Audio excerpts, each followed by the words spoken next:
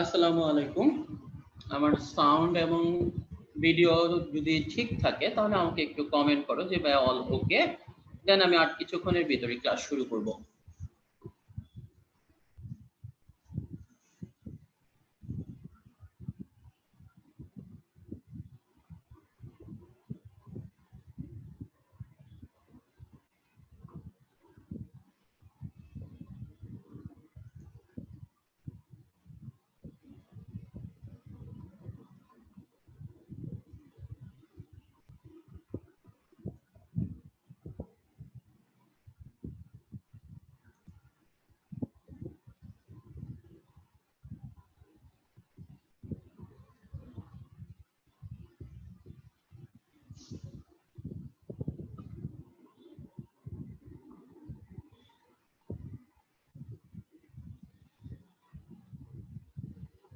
আচ্ছা, ক্লাসের শুরুতে আমি আমার পরিচয়টা দিই। আমি ডাক্তার রনি, এমবিবিএস পাশ করেছি ঢাকা মেডিকেল কলেজ থেকে। এমবিবিএস পাশ করার পর পোস্ট গ্রাজুয়েশন করার চেষ্টা করতেছি এবং পাশাপাশি বিসিএস হেলথ ক্যাডারে চাকরিতে আছি, সরকারি চাকরি করি আর কি। এবং মেডিকোর কেমিস্ট্রি ডিপার্টমেন্ট দেখার দায়িত্বটা আমার।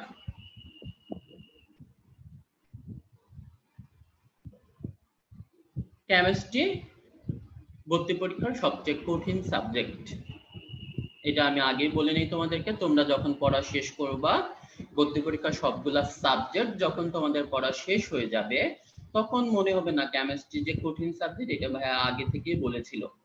কিন্তু ভাইয়া আমি আগে থেকে বলে তোমাদেরকে ভয় দেখাতে চাচ্ছি না, আমি বলতে চাচ্ছি কেমিস্ট্রি সাবজেক্টটা দিয়েই আসলে একটা স্টুডেন্টের সাথে আরেকটা স্টুডেন্টের ডিফারেন্সটা করা হয়। ভর্তি পরীক্ষাটা হচ্ছে প্রতিযোগিতার পরীক্ষা। এই প্রতিযোগিতার পরীক্ষাতে কে ভালো করবে আর কে খারাপ করবে, ওই ভালো খারাপের মার্কস ডিফারেন্সটা হয় মূলত কেমিস্ট্রি দিয়ে। সো আমাদেরকে কেমিস্ট্রির প্রতি আরেকটু বেশি মনোযোগী হতে হবে। কেমিস্ট্রি কঠিন, বাট যদি আমরা টেকনিক্যালি করতে পারি, আমরা যদি সিস্টেমটা বুঝে বুঝে করতে পারি, তাহলে আমাদের জন্য কেমিস্ট্রি আসলে খুব বেশি একটা কঠিন না। তো আশা করি আমরা কেমিস্ট্রিতে ভালো কিছু একটা করতে পারবো, ঠিক আছে।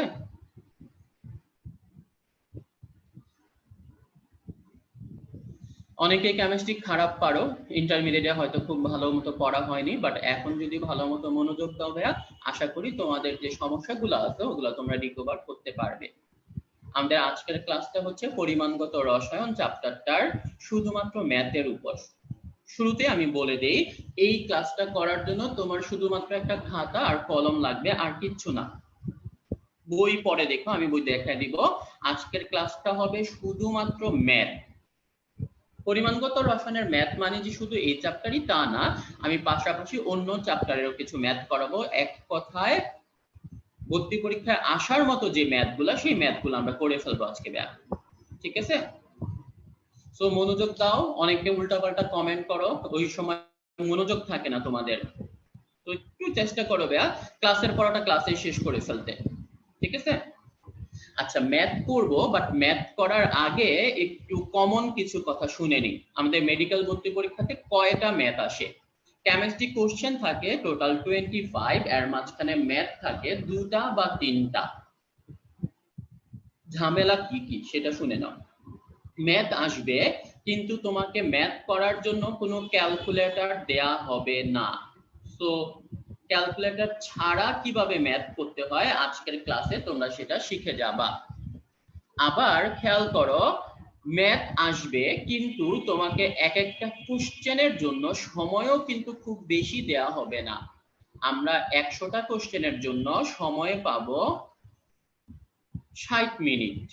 তার মানে একটা কোশ্চেনের জন্য আমরা সময় পাবো 36 সেকেন্ড। তাহলে আমাকে অবশ্যই ম্যাথগুলা 36 সেকেন্ড বা তার আগের ভিতরেই কমপ্লিট করতে হবে। 30 সেকেন্ড এবং বৃত্ত ভরাট করার জন্য আরো কিছুটা সময়, 30 সেকেন্ডের ভিতরে ম্যাথ করতে হবে। তাহলে বলো তো বড় বড় ক্লাসগুলা কি আমার, বড় বড় ম্যাথগুলা কি আমাদের করার কোনো দরকার আছে? যে ম্যাথগুলো অনেক বড়, যে ম্যাথগুলো করতে আমাদের 5 মিনিট 7 মিনিট পুরো সময় লাগবে, ওই ম্যাথগুলো ভর্তি পরীক্ষাতে মেডিকেল বা ভার্সিটি কোনো জায়গাতেই আসে না। তো বড় বড় ম্যাথ করে নিজের বিপদ ডেকে আনার দরকার নাই, ঠিক আছে? আমরা ছোট ছোট ম্যাথ করব, আমরা শর্টকাট নিয়মে ম্যাথ করব এবং অবশ্যই 30 সেকেন্ডের ভিতরে সেই ম্যাথটা শেষ করতে হবে, ঠিক আছে? আচ্ছা, ম্যাথ করব। অনেকের কোশ্চেন হচ্ছে ভাই কোন বই থেকে ম্যাথ করব? আমরা সাধারণত হাজারি স্যারের বইটা ফলো করি। আমাদের মেডিকেল ভর্তি পরীক্ষার জন্য মেইন বইটা হচ্ছে হাজারি স্যারের বই। কিন্তু সুবিধার কথা হচ্ছে ভাই, তুমি যদি একটা নিয়মের ম্যাথ পারো তাহলে এই নিয়মের যে কোনো বইয়ের যে কোনো ম্যাথই পারা উচিত না? আমরা আজকে তোমাদেরকে এরকম 15-20টা নিয়ম শিখাই দিব। ওই নিয়ম পারলে আশা করি বাসায় বসে বসে একই নিয়মের বাকি ম্যাথগুলোও তোমরা করতে পারবা। ক্লিয়ার? সো আজকে আমরা ম্যাথ এবং ম্যাথ রিলেটেড যে বেসিক কথাবার্তা সেই কথাগুলো বলবো। নেক্সট দিন পরীক্ষাতে তোমাদের শুধুমাত্র ম্যাথ এবং ম্যাথ রিলেটেড টপিকস গুলা থেকে কোশ্চেন থাকবে। থিওরি আজকে পড়ানো হবে না ভাইয়া, থিওরির জন্য আলাদা আরেকটা ক্লাস, ঠিক আছে? যেহেতু ম্যাথ একটু কষ্টকর অনেকের জন্য, এই কারণে আমরা ম্যাথের সাথে থিওরিটা এনে এখনই খুব বেশি চাপাই দিতে চাচ্ছি না। আপাতত তোমরা ম্যাথ করো, বাসায় বসে কি কি ম্যাথ করবা সেই দাগানো ম্যাথগুলো আমি তোমাদেরকে এখানে ছবি আপলোড করে দিব। তো আপাতত ওগুলা নিয়ে চিন্তা করারই কোনো দরকার নাই। তুমি এখন আমি যে ম্যাথগুলা দেখাবো সেই ম্যাথগুলাই একটু একটু করে মনোযোগ দিয়ে শুনতে থাকো, করতে থাকো। পাশে খাতা কলম থাকলে ওই শর্টকাট টেকনিকগুলো বা নিয়মগুলো লিখে রাখো, না লিখলেও চলবে, কারণ এই ভিডিওটা তোমার ক্লাসে আপলোড করাই থাকবে, ঠিক আছে? অনেকে অনেক উল্টাপাল্টা কোশ্চেন করতেছো। আমি শুরুতেই বলছি আজকের ক্লাসে তোমাদের বই দরকার নাই। একজন বলতেছে বই কোনটা লাগবে, একজন বলতেছে কোন এডিশনের বই লাগবে, ওগুলা পরের ক্লাসের চিন্তা ভাই। তুমি আজকের ক্লাসটাতে চিন্তা করো, ক্লাস শেষ করে আমি তোমাদের ওই কোশ্চেনগুলোর উত্তর দিব, ঠিক আছে? ওকে, ম্যাথ করার জন্য শুরুতে আমাদের যে জিনিসটা জানা দরকার, ম্যাথের বেসিক টপিকস গুলো জানা দরকার। ম্যাথের বেসিক জিনিসগুলো কি কি সেটা আমি তোমাদেরকে শুরুতে বলবো, তারপর আমি ম্যাথ শুরু করব, ঠিক আছে? আচ্ছা, কেমিস্ট্রি ম্যাথের বেসিক জিনিসগুলো একটু শুনে নাও। কেমিস্ট্রি ম্যাথের ভিতরে মোল, মোলার, মোলারিটি, মোলার আয়তন, অ্যাভোগাড্রোর সংখ্যা, এই জিনিসগুলা থাকবে। তাহলে ম্যাথ করার আগেই আমরা মোল কি, মোলার কি, অ্যাভোগাড্রোর সংখ্যার মান কত, এই জিনিসগুলো একটু মন দিয়ে শুনে নিই।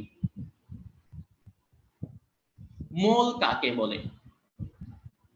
আমরা জানি আণবিক ভরকে গ্রামে প্রকাশ করলে যেটা পাওয়া যায় সেটাকে বলা হয় মোল। আবার পারমাণবিক ভরকে গ্রামে প্রকাশ করলে যেটা পাওয়া যায় সেটাকেও মোল বলে। কিন্তু পার্থক্য হচ্ছে একটাকে বলা হয় মোল অণু, আরেকটাকে বলা হয় মোল পরমাণু। ওকে, তাহলে 1 মোল অক্সিজেন অণু, তার মানে সেটাকে বুঝবা তোমরা 32 গ্রাম। আর যদি কোশ্চেনে থাকে 1 মোল অক্সিজেন পরমাণু, তখন সেটা হবে 16 গ্রাম। তাহলে মোল ব্যাপারটা আশা করি তোমাদের কাছে ক্লিয়ার। মোল মানে গ্রামে প্রকাশ করা, সেটা অণুও হতে পারে, সেটা পরমাণু হতে পারে। তাহলে ভাই বলো, শুনো তো এরকম আমার কথা, তোমরা নিজে নিজে বলতে থাকো, আমি অনেক সময় বলবো বলো তো, বাট আসলে সামনাসামনি ক্লাস না, তো এক্ষেত্রে তুমি হয়তো তোমার মতো ক্লাসটা করতে থাকো। 1 মোল কার্বন ডাই অক্সাইড কত গ্রাম? 44 গ্রাম। 1 মোল পানি 18 গ্রাম। সো মোল ব্যাপারটা আশা করি তোমরা সবাই জানো, রাইট? মোল বুঝলে এবার আরো 3টা বেসিক কথা শুনে নাও। 1 মোলের আয়তন কত? এসটিপি তে 22.4 লিটার। আর যদি বলা হয় এসএটিপি তখন সেটার আয়তন হচ্ছে 24.789। তাহলে মোলার আয়তন এসটিপি তে 22.4 লিটার আর এসএটিপি তে 24.789 লিটার। এই সংখ্যাগুলো মনে রাখবা, কারণ অঙ্ক করার সময় আমাদের এই সংখ্যাগুলো লাগবে। 1 মোলে কয়টা অণু বা পরমাণু থাকে? সেটা হচ্ছে অ্যাভোগাড্রোর সংখ্যার মান। অ্যাভোগাড্রোর সংখ্যার মান 6.023 into 10⁻23, রাইট? সো অঙ্ক করার সময় আমাদের অ্যাভোগাড্রোর সংখ্যার মানটা লাগবে।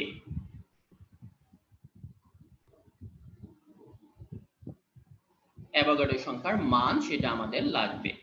ঠিক আছে, দেন মোল বুঝলাম, এবার বুঝলো আমরা মোলার কাকে বলে। মোল আর, দেখো মোল মানে মোল, আর মানে লিট আর, তাহলে মোল আর মানে হচ্ছে মোল পার লিটার। প্রতি লিটার দ্রবণে যত মোল দ্রব দ্রবীভূত থাকে সেই পরিমাণকে বলা হয় তত মোলার দ্রবণ। দ্যাট মিন্স সালফিউরিক অ্যাসিডের 1 মোলার দ্রবণ 98 গ্রাম পার লিটার। সালফিউরিক অ্যাসিডের 1 মোলার দ্রবণ মানে হচ্ছে 98 গ্রাম পার লিটার। তাহলে ভাইয়া মোলার মানে মোল পার লিটার। তাহলে অঙ্কে যদি লেখা থাকে ডেসিমোলার তখন তোমরা কি বুঝবা? ডেসি মানে 10 ভাগের 1 ভাগ, 10 ভাগের 1 ভাগ মানে হচ্ছে 0.1, তাহলে ডেসিমোলার মানে 0.1 mole per litre. Semi molar, semi মানে অর্ধেক 0.5, সেমি মোলার মানে 0.5 mole per litre. Centimolar, centi মানে 0.01 mole per litre. Millimolar, milli মানে 0.001 mole per litre. Slide change করেন, আশ্চর্য, অস্থির হয়ে যাচ্ছে সবাই। আমি তো কিছু শুরু করি নাই পড়ানো এখনো, আমি অঙ্ক করার আগে যে বেসিক কথাগুলো লাগে সেগুলা বলতেছি, তোমাদের কিছু দেখার দরকার নাই তো, এই কথাগুলা দিয়ে আমরা অঙ্ক শুরু করব। অস্থির হয়ে যাচ্ছে কেন? অঙ্ক করার জন্য যে জিনিসগুলো লাগবে সেই জিনিসগুলো আমি এখন বলতেছি।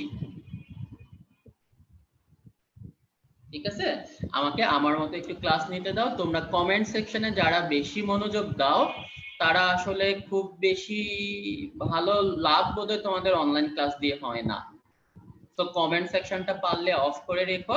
সাউন্ড এবং ভিডিও যদি ক্লিয়ার থাকে তাহলে আমি বলবো সব ওকে আছে, এবং তোমাদের সাথে সাথে আমার মোবাইলেও কিন্তু ক্লাসটা অন করা আছে, তো ওখানে সাউন্ড বা ভিডিও কিভাবে হচ্ছে সেটা আমি শুনতে পাচ্ছি। ক্লাসে মনোযোগ দাও ভাইয়া।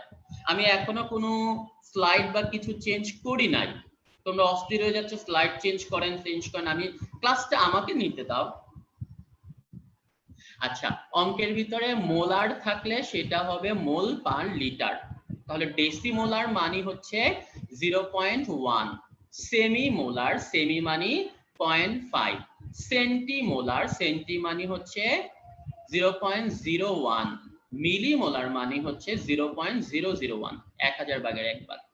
আচ্ছা, কেমিস্ট্রির অঙ্কগুলা পারতে হলে তোমাদের আরেকটা জিনিস অবশ্যই পারতে হবে, যেটা হচ্ছে পারমাণবিক ভরের সাহায্যে আণবিক ভর বের করা। আমরা আণবিক ভর বের করতে পারবো, কিন্তু সেটার জন্য অবশ্যই আমাকে কিছু পারমাণবিক ভর মুখস্থ রাখতে হবে।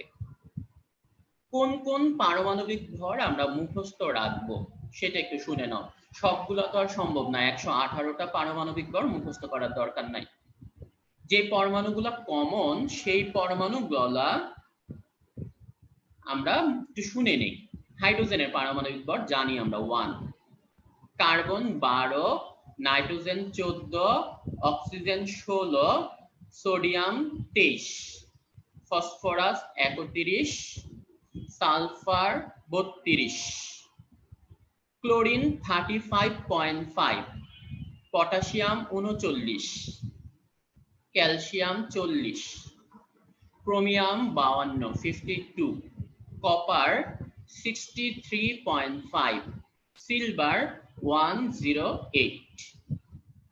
এই পারমাণবিক ভরগুলা তোমাদের মুখস্থ রাখতে হবে যদি কেমিস্ট্রির ম্যাথগুলা পারতে চাও। আমি পরমাণুগুলার নাম এবং পরমাণুগুলার পারমাণবিক ভর আরেকবার বলতেছি। Hydrogen 1, carbon 12, nitrogen 14, oxygen 16, sodium 23, phosphorus 31, sulphur 32, chlorine 35.5, potassium 39, calcium 40, chromium 52, copper 63.5, silver 108। এই পারমাণবিক ভরগুলোর সাহায্যে আশা করি আমরা আণবিক ভর বের করতে পারবো, এবং সেটার জন্য কোনো ক্যালকুলেটরের দরকার নাই। ক্যালকুলেটর ছাড়া সাপোজ অঙ্কে যদি থাকে সালফার ট্রাইঅক্সাইড আণবিক ভর কত, ইজি হিসাব, সালফার হচ্ছে 32 আর অক্সিজেন 3টা, 3 16 48, 48 আর 32 মানে হচ্ছে 80, রাইট? তাহলে সালফার ট্রাইঅক্সাইড ওটার আণবিক ভর হচ্ছে 80। সাপোজ সোডিয়াম হাইড্রোক্সাইড, সোডিয়াম হাইড্রোক্সাইডের আণবিক ভর হচ্ছে sodium 23, oxygen 16, hydrogen 1, that means 23 আর 16 39 আর 41। তাহলে ভাইয়া ক্যালকুলেটর ছাড়া তোমরা যদি ম্যাথের ভিতর গ্লুকোজ থাকে, নাইট্রিক অ্যাসিড থাকে, আশা করি এভাবে আণবিক ভর বের করতে পারবা। ঠিক আছে, এগুলা অনেকেই পারো, অনেকেই পারো না, ক্যালকুলেটর ছাড়া অনেকে হয়তো পারতা না বা পারতা। আমি এইবার ক্লাস শুরু করতেছি, অলরেডি আশা করি সবাই জয়েন করে ফেলছো।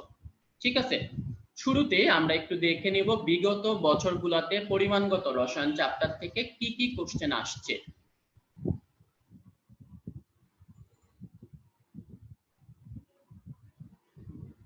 মেডিকেল ভর্তি পরীক্ষার কোশ্চেন 2019, ওটা যদি একটু আমরা দেখি ভাইয়া।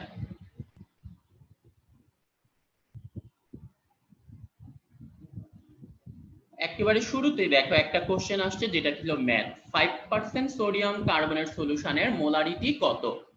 এই মোলারিটির ম্যাথ কিভাবে শর্টকাটে করতে হয় সেটা আমি তোমাদেরকে একটু পর দেখাবো। দেন নিচের কোনটি জারক বিজারক উভয় হিসেবে কাজ করে। দেন কোন দ্রবণে নীল লিটমাস লালে রূপান্তরিত হয়। এই তিনটা কোশ্চেন পরিমাণগত রসায়ন চ্যাপ্টার থেকে মেডিকেল 2019 গত বছর আসছিল। দেন আমরা যদি দেখি মেডিকেল 2018 একটা ম্যাথ আসছিল এখান থেকে, রোগীর রক্তে গ্লুকোজের পরিমাণ 190 milligram per decilitre, millimole per litre এককে এর মান কত। কিভাবে শর্টকাটে করতে হয় আমি শর্টকাট বলতেছি।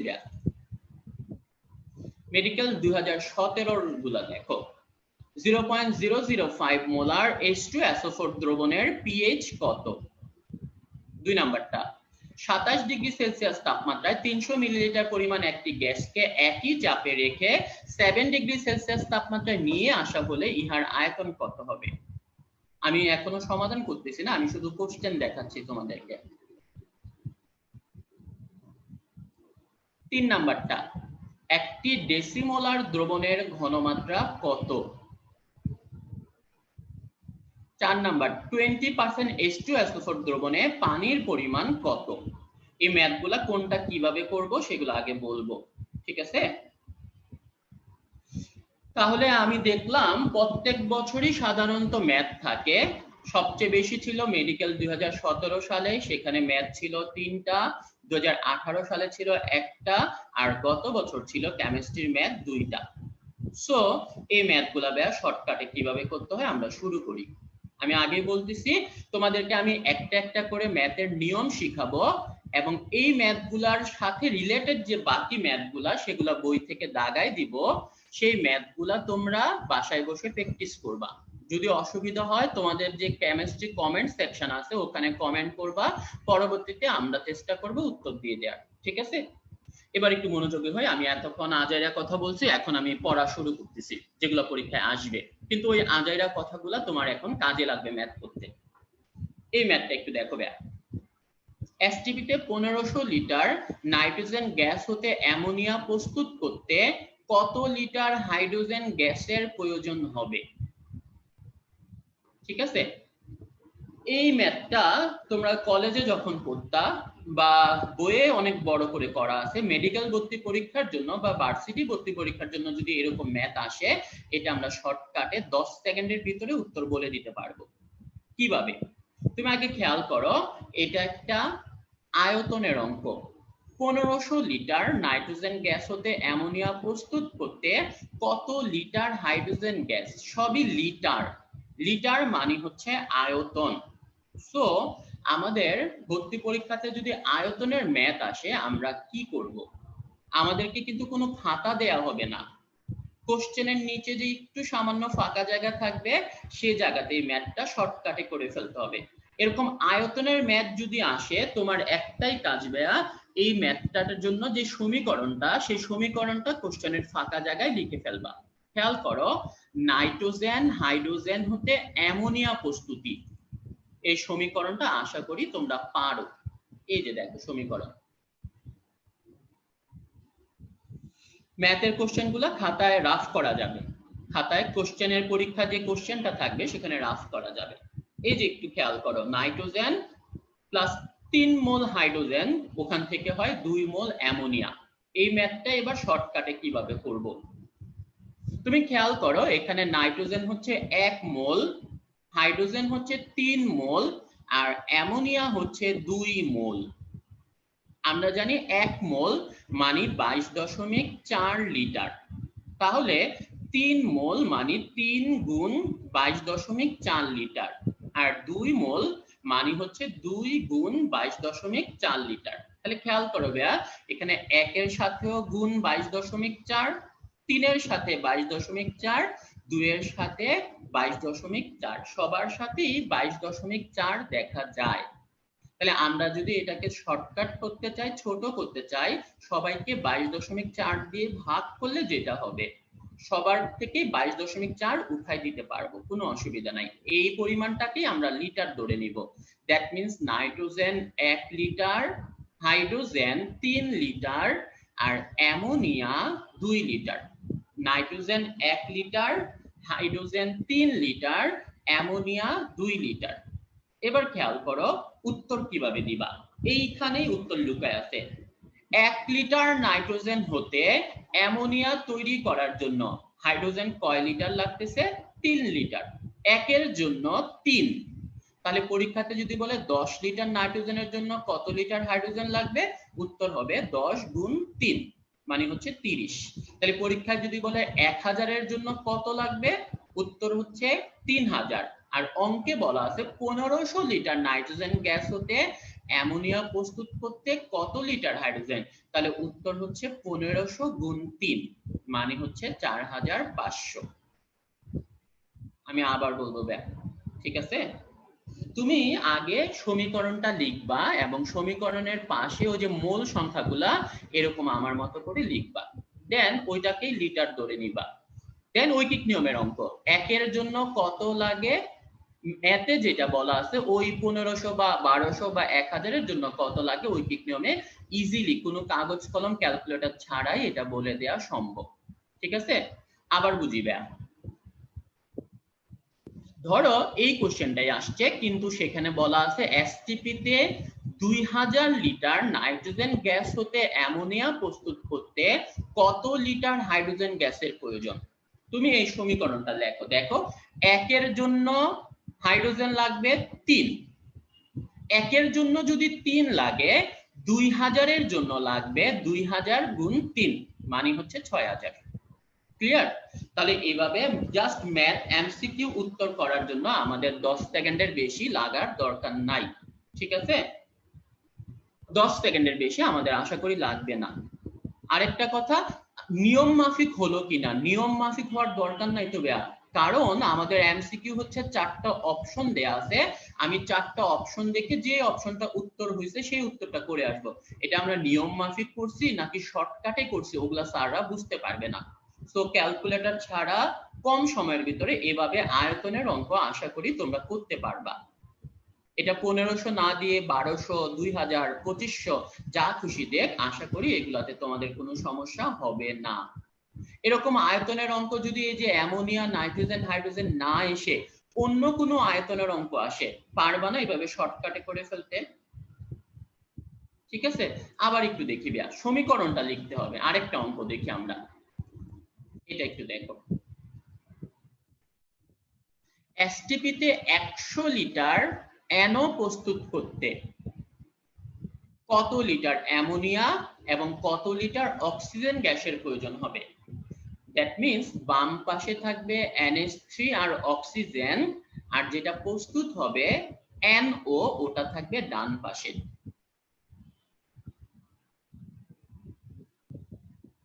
NH3 আর অক্সিজেন বাম পাশে, NO ডান পাশে। সমীকরণটা সমতা করতে হবে।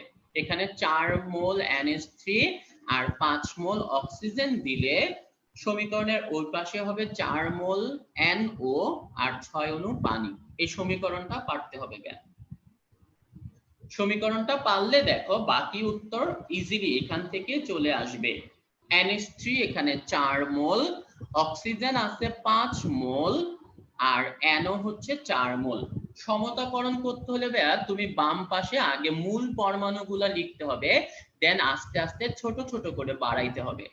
বাম পাশে প্রথমে 1 1 দিয়ে মিলানোর চেষ্টা করো, যদি না মিলে তখন সেটাকে 2 দিয়ে চেষ্টা করো। আস্তে আস্তে মিলাইতে গেলে এখানে দেখবা 2-3টা ম্যাথ প্র্যাকটিস করলে তোমার এমনিতেই এগুলা সমতাকরণ মাথায় চলে আসবে। কিছু সমতাকরণ আছে খুবই টাফ, ওগুলা দিয়ে ম্যাথ আসবে না।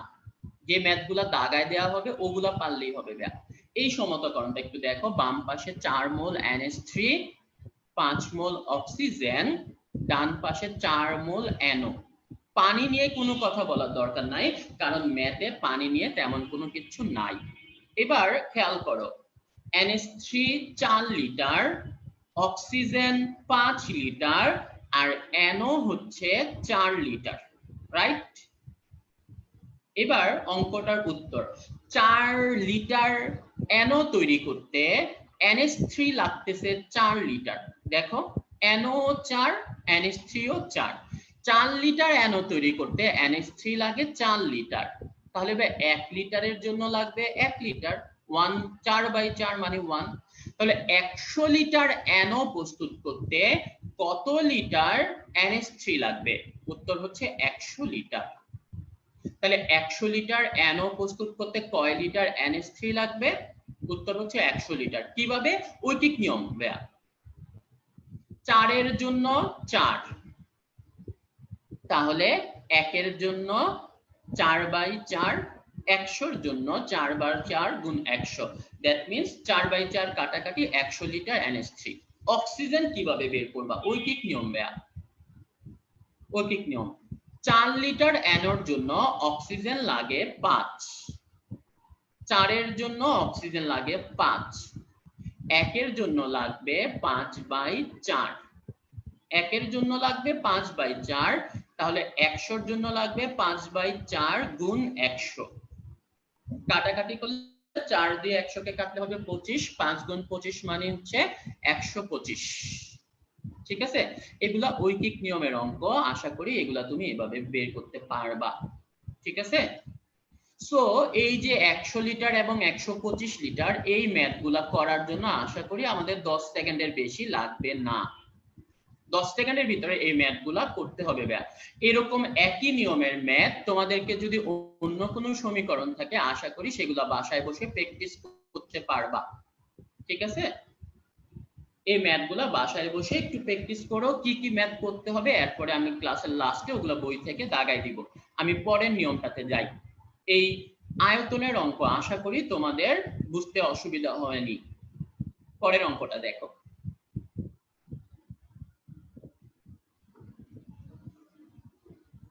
27 ডিগ্রি সেলসিয়াস তাপমাত্রায় 300 মিলিলিটার পরিমাণ একটি গ্যাসকে একই চাপে রেখে 7 ডিগ্রি সেলসিয়াস তাপমাত্রায় নিয়ে আসা হলে ইহার আয়তন কত হবে?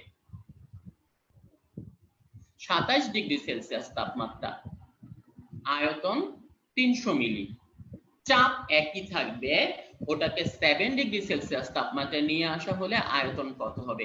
এই টাইপের ম্যাথ তোমাদের ফিজিক্স বইয়ে আছে। এই টাইপের ম্যাথ আবার আমাদের পরিবেশ রসায়ন চ্যাপ্টারে আছে, এবার পরিমাণগত রসায়ন চ্যাপ্টারে আছে। এই টাইপের ম্যাথগুলো আমরা কমন একটা সূত্র মনে রাখি ভাইয়া।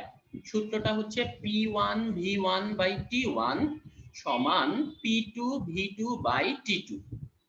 P1 V1/T1 সমান P2 V2/T2। এই ম্যাথটা কিভাবে করব? তুমি কখনো কখনো দেখবা 5টা মান দেয়া আছে, 6 নাম্বার মানটা বের করো, তখন সূত্রটা হচ্ছে এই বড়টা P1 V1/T1 সমান P2 V2/T2। বাট মাঝে মধ্যে দেখবা তাপমাত্রা দেয়া নাই, চাপ দেয়া নাই, মানে একই চাপ বা স্থির চাপ, অথবা আয়তন দেয়া নাই, যে জিনিসটা দেয়া নাই সেই জিনিসটা তোমরা সূত্র থেকে আগেই বাদ দিয়ে দিবা। P1 B1 by T1 সমান P2 V2 by T2। দেখো এই ম্যাথটাতে একই চাপ, চাপের কোনো মান দেয়া নাই, চাপ মানে হচ্ছে P। তাহলে ভাইয়া P যদি না থাকে এই ম্যাথের সূত্রটা হবে V1 by T1 সমান V2 by T2। অন্যব্রয় yes, V1 by T1 সমান V2 by T2 এই সূত্রটা হবে। তাহলে ভাই কোনো ম্যাথে যদি আয়তন দেয়া না থাকে তখন ওটার সূত্র হবে P1 by T1 সমান P2 by T2। কোনো ম্যাথে যদি তাপমাত্রা না থাকে তখন ওটার সূত্র হবে P1 V1 সমান P2 V2। ইজি অঙ্ক, ইজি কথাবার্তা। চারটা মানের ভিতর তিনটা মান দেয়া থাকবে, 4 নাম্বার মানটা বের করে ফেলবো, অথবা 6টা মানের ভিতর 5টা মান দেয়া থাকবে, 6 নাম্বার মানটা বের করব। সূত্র লিখবো, সূত্র অনুযায়ী মানগুলা বসাবো এবং কাটাকাটি করে সমতা সাধন বা কাটাকাটি করে আমরা অঙ্কটা শেষ করে ফেলতে পারবো। আমি একটা অঙ্ক করি, দেন তোমরা বাসায় কিছু অঙ্ক করো। দেন এই ম্যাথটা আগে দেখো।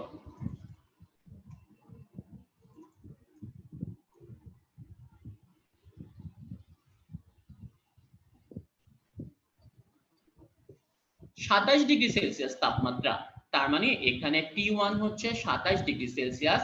একটা জিনিস খেয়াল রাখবা, এই ম্যাথগুলোর ক্ষেত্রে তাপমাত্রা অবশ্যই কেলভিনে নিতে হয়।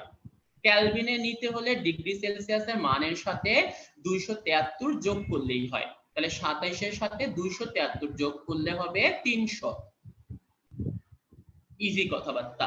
27 এর সাথে 273 যোগ করলাম 300 কেলভিন। তাহলে এখানে T1 হচ্ছে 300 কেলভিন, আয়তন V1 হচ্ছে 300 মিলিলিটার, T2 হচ্ছে 7 ডিগ্রি সেলসিয়াস, 7 ডিগ্রি সেলসিয়াস মানে হচ্ছে 280 কেলভিন, ওটা হচ্ছে T2, আমাকে বের করতে হবে V2। একদম ইজি হিসাবটা দেখো ভাইয়া, V1 by T1 সমান V2 by T2।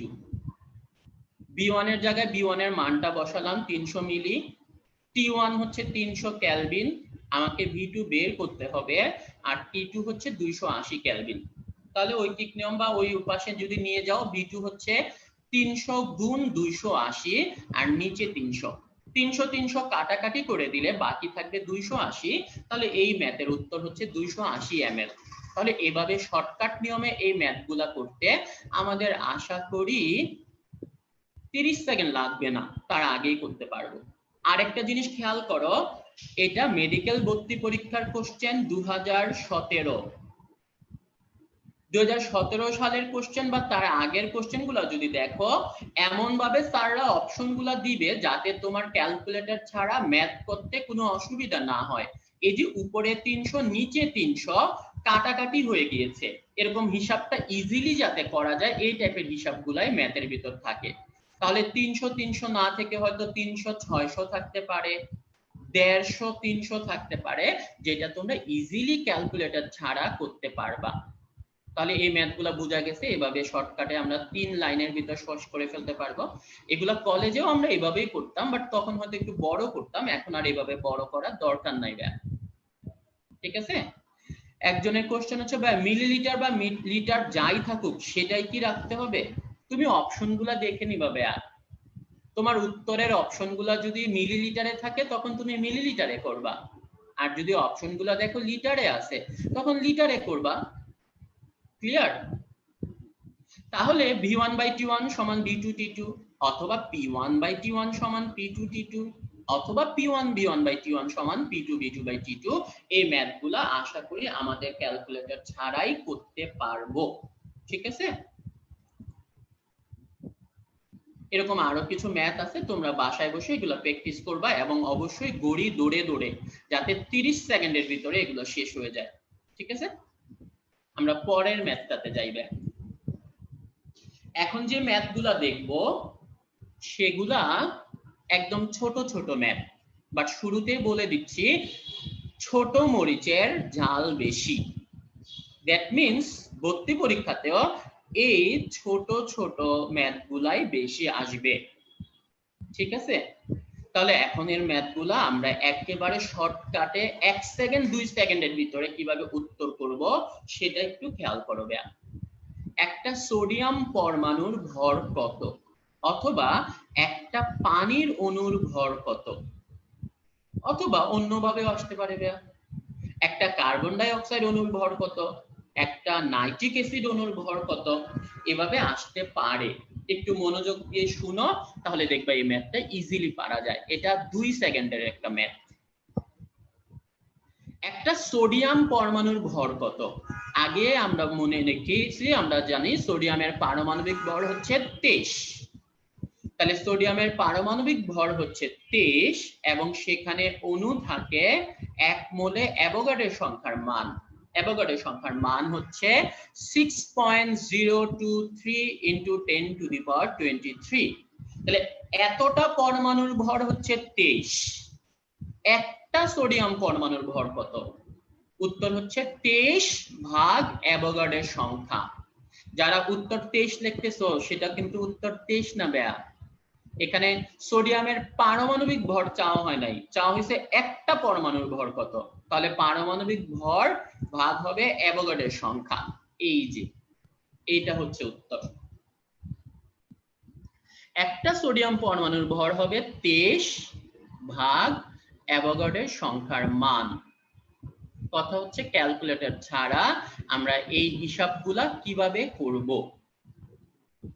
ক্যালকুলেটর ছাড়াই এই হিসাবগুলো খুব ইজিলি করা সম্ভব। কিভাবে দেখো উপরে 23 আর নিচে আছে 6.023 ইনটু 10⁻23।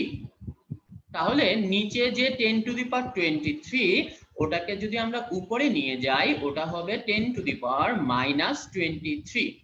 তাহলে 10⁻23 কে উপরে নিলে হবে ওটা -23। নিচে আছে 6.02।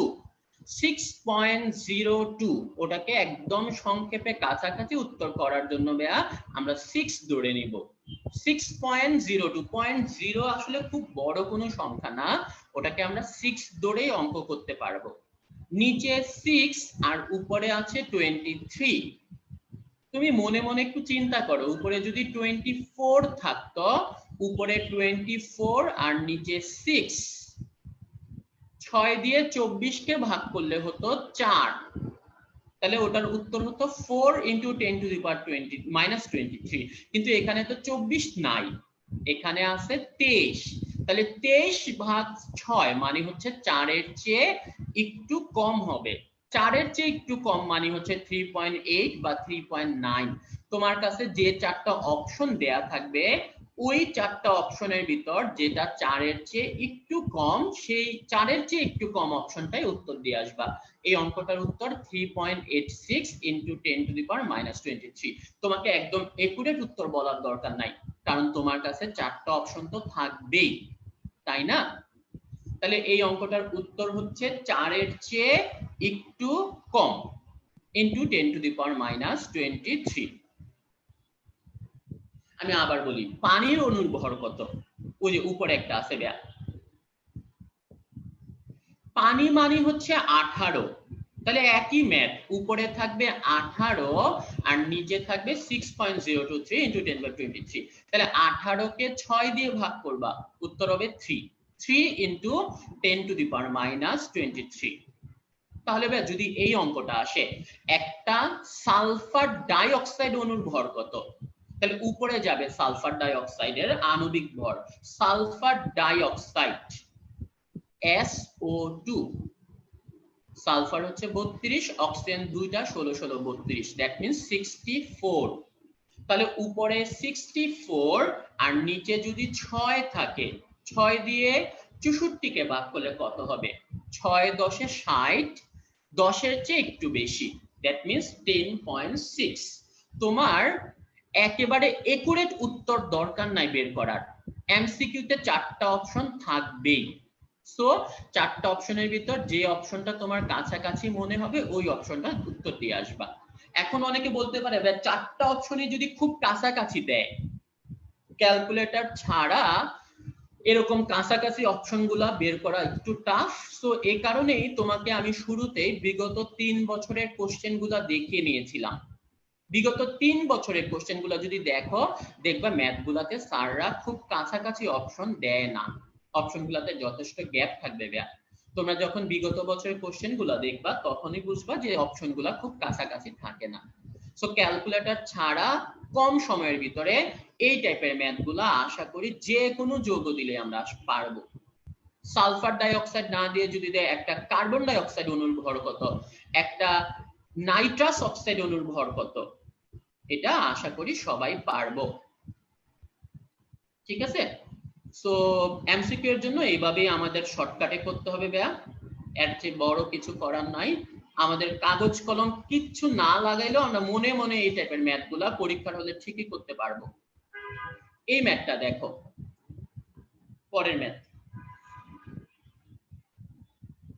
11 গ্রাম কার্বন ডাই অক্সাইডে কয়টি অণু থাকে? 16 গ্রাম অক্সিজেন গ্যাসে কতটা অণু থাকে? এই ম্যাথগুলা তুমি জাস্ট কোনো কাগজ কলম ছাড়া, কোনো ক্যালকুলেটর ছাড়া 1 সেকেন্ডের ভিতরে কিভাবে উত্তর করতে হয় সেই জিনিসটা মাথার ভিতর ঢুকাই ফেলো। কার্বন ডাই অক্সাইড, প্রথম ম্যাথটা দেখো ভাইয়া। কার্বন ডাই অক্সাইড, এটার আণবিক ভর হচ্ছে 44, ওখানে অণু থাকবে 6.023 into 10 to the power 23।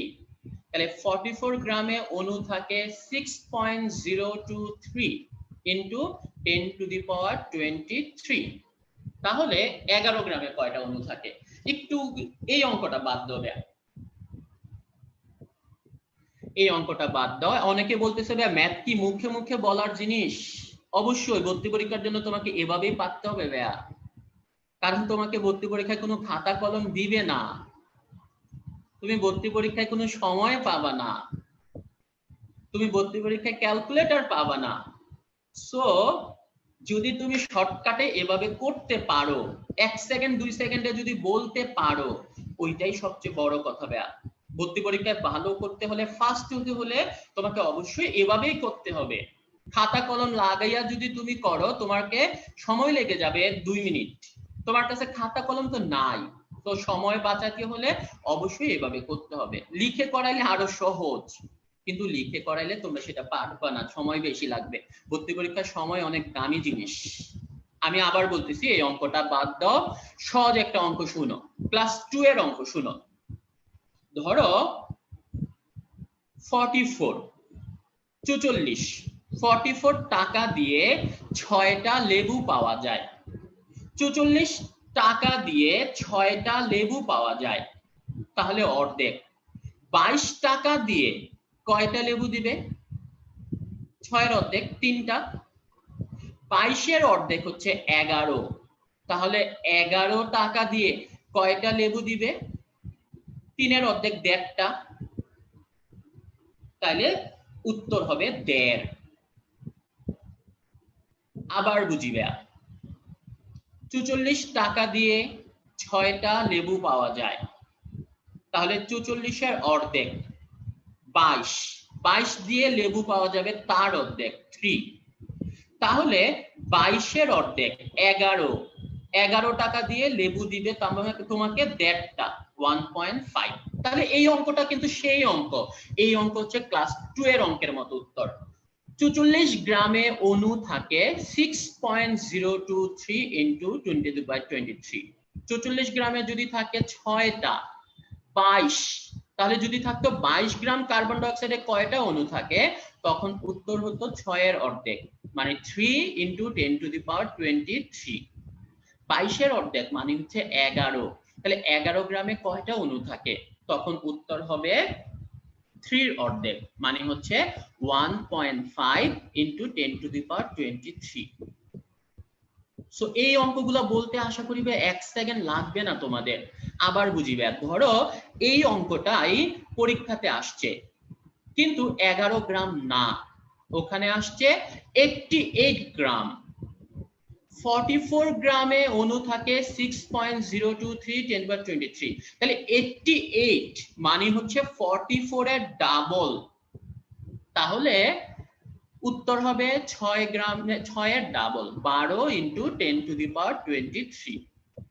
That means আণবিক ভরের ডাবল, অর্ধেক, ট্রিপল, 4/1 এরকম দিয়ে দিবে এবং তুমি মুখে মুখে 1 সেকেন্ডের ভিতরে উত্তর বলে দিতে পারবা।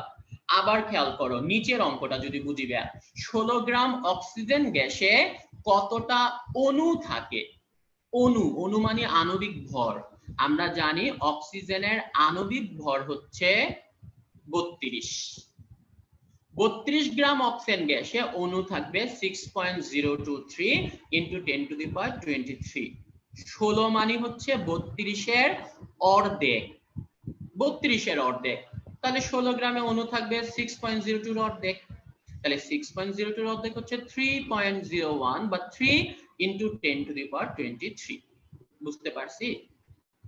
সো যারা মনোযোগ দিচ্ছ না তারা হয়তো পারবা না, তারা বিভিন্ন পরামর্শ দিতে থাকো, কিন্তু যারা মনোযোগ দিচ্ছ আশা করি তোমার কাছে এই অঙ্কগুলা 1 সেকেন্ডেই করা সম্ভব। তাহলে অণু থাকবে কয়টা? যে পরিমাণ দেয়া থাকবে তার অর্ধেক অথবা 4/1 অথবা ডাবল, ওই অংশটা হচ্ছে উত্তর। তাইলে আমি মনে মনে আরো কিছু উত্তর দেই, তোমরা মনে মনে উত্তর অঙ্কগুলা উত্তর দিয়ে দেবে। ধরো এটা 32 গ্রাম সালফার ডাইঅক্সাইড গ্যাসে কয়টা অণু থাকে? সালফার ডাইঅক্সাইডের আণবিক ভর হচ্ছে 64। 64 গ্রামে অণু থাকে 6.023 10^23। তাহলে 32 মানে হচ্ছে 64 এর অর্ধেক। তাহলে 32 গ্রাম সালফার ডাইঅক্সাইড গ্যাসে কয়টা অণু থাকে? উত্তর হচ্ছে অর্ধেক। অর্ধেক মানে হচ্ছে 3 × 10^23। ক্লিয়ার? একদম ইজি, 1 সেকেন্ডের অঙ্ক। আমাদের জন্য কোনো কাগজ কলমেরও দরকার নাই এবং কোনো ক্যালকুলেটরেও দরকার নাই। সো এই টাইপের অঙ্কগুলো আশা করি প্র্যাকটিস করলে অবশ্যই 2-3 সেকেন্ডের ভিতরে উত্তর চলে আসবে। ঠিক আছে? তাহলে এরকম অনুর অঙ্কগুলো আশা করি আমরা পারবো। সমস্যা হলে অবশ্যই কমেন্ট সেকশনে আমাদেরকে জানাবা। ঠিক আছে? এবার আসো পরের ম্যাথ। প্রমাণ অবস্থায় 1.7 গ্রাম NH3 গ্যাসের আয়তন কত লিটার?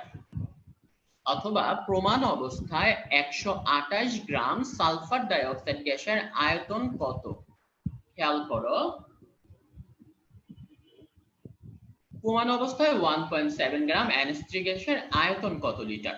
সবার আগে আমরা চিন্তা করি NH3, এটার আণবিক ভর কত?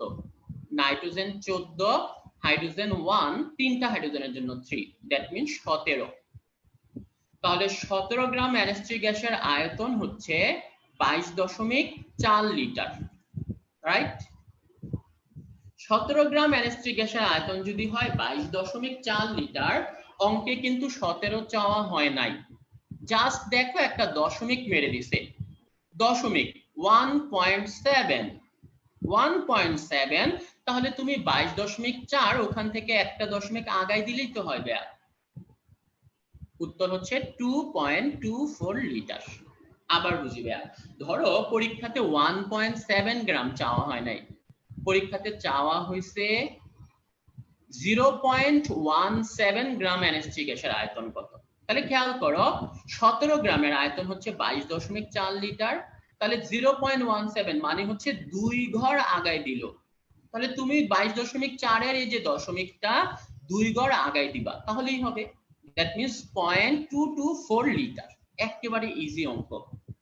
যদি পরীক্ষাতে 17 গ্রাম না দিয়ে বা 1.7 গ্রাম না দিয়ে দেয়া হয় 170 গ্রাম, তাহলে 17 গ্রামের আয়তন হচ্ছে 22.4, 170 তো এবার পিছায় দাও, পিছায় দিলে হবে 224 লিটার। তাহলে পরীক্ষাতে যদি দেয় 34 গ্রাম, 34 মানে হচ্ছে 17 গ্রামের ডাবল, 17 ডাবল হচ্ছে 34, তাহলে উত্তর হবে 22.4 এর ডাবল, 22.4 এর ডাবল হচ্ছে 44.8। ঠিক আছে?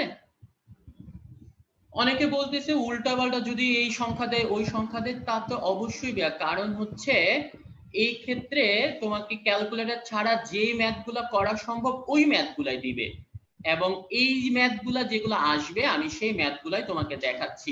চাইলে অনেক কঠিন কঠিন ম্যাথ দেয়া সম্ভব, কিন্তু ওই কঠিন কঠিন ম্যাথগুলা মেডিকেল ভর্তি পরীক্ষায় আসবে না।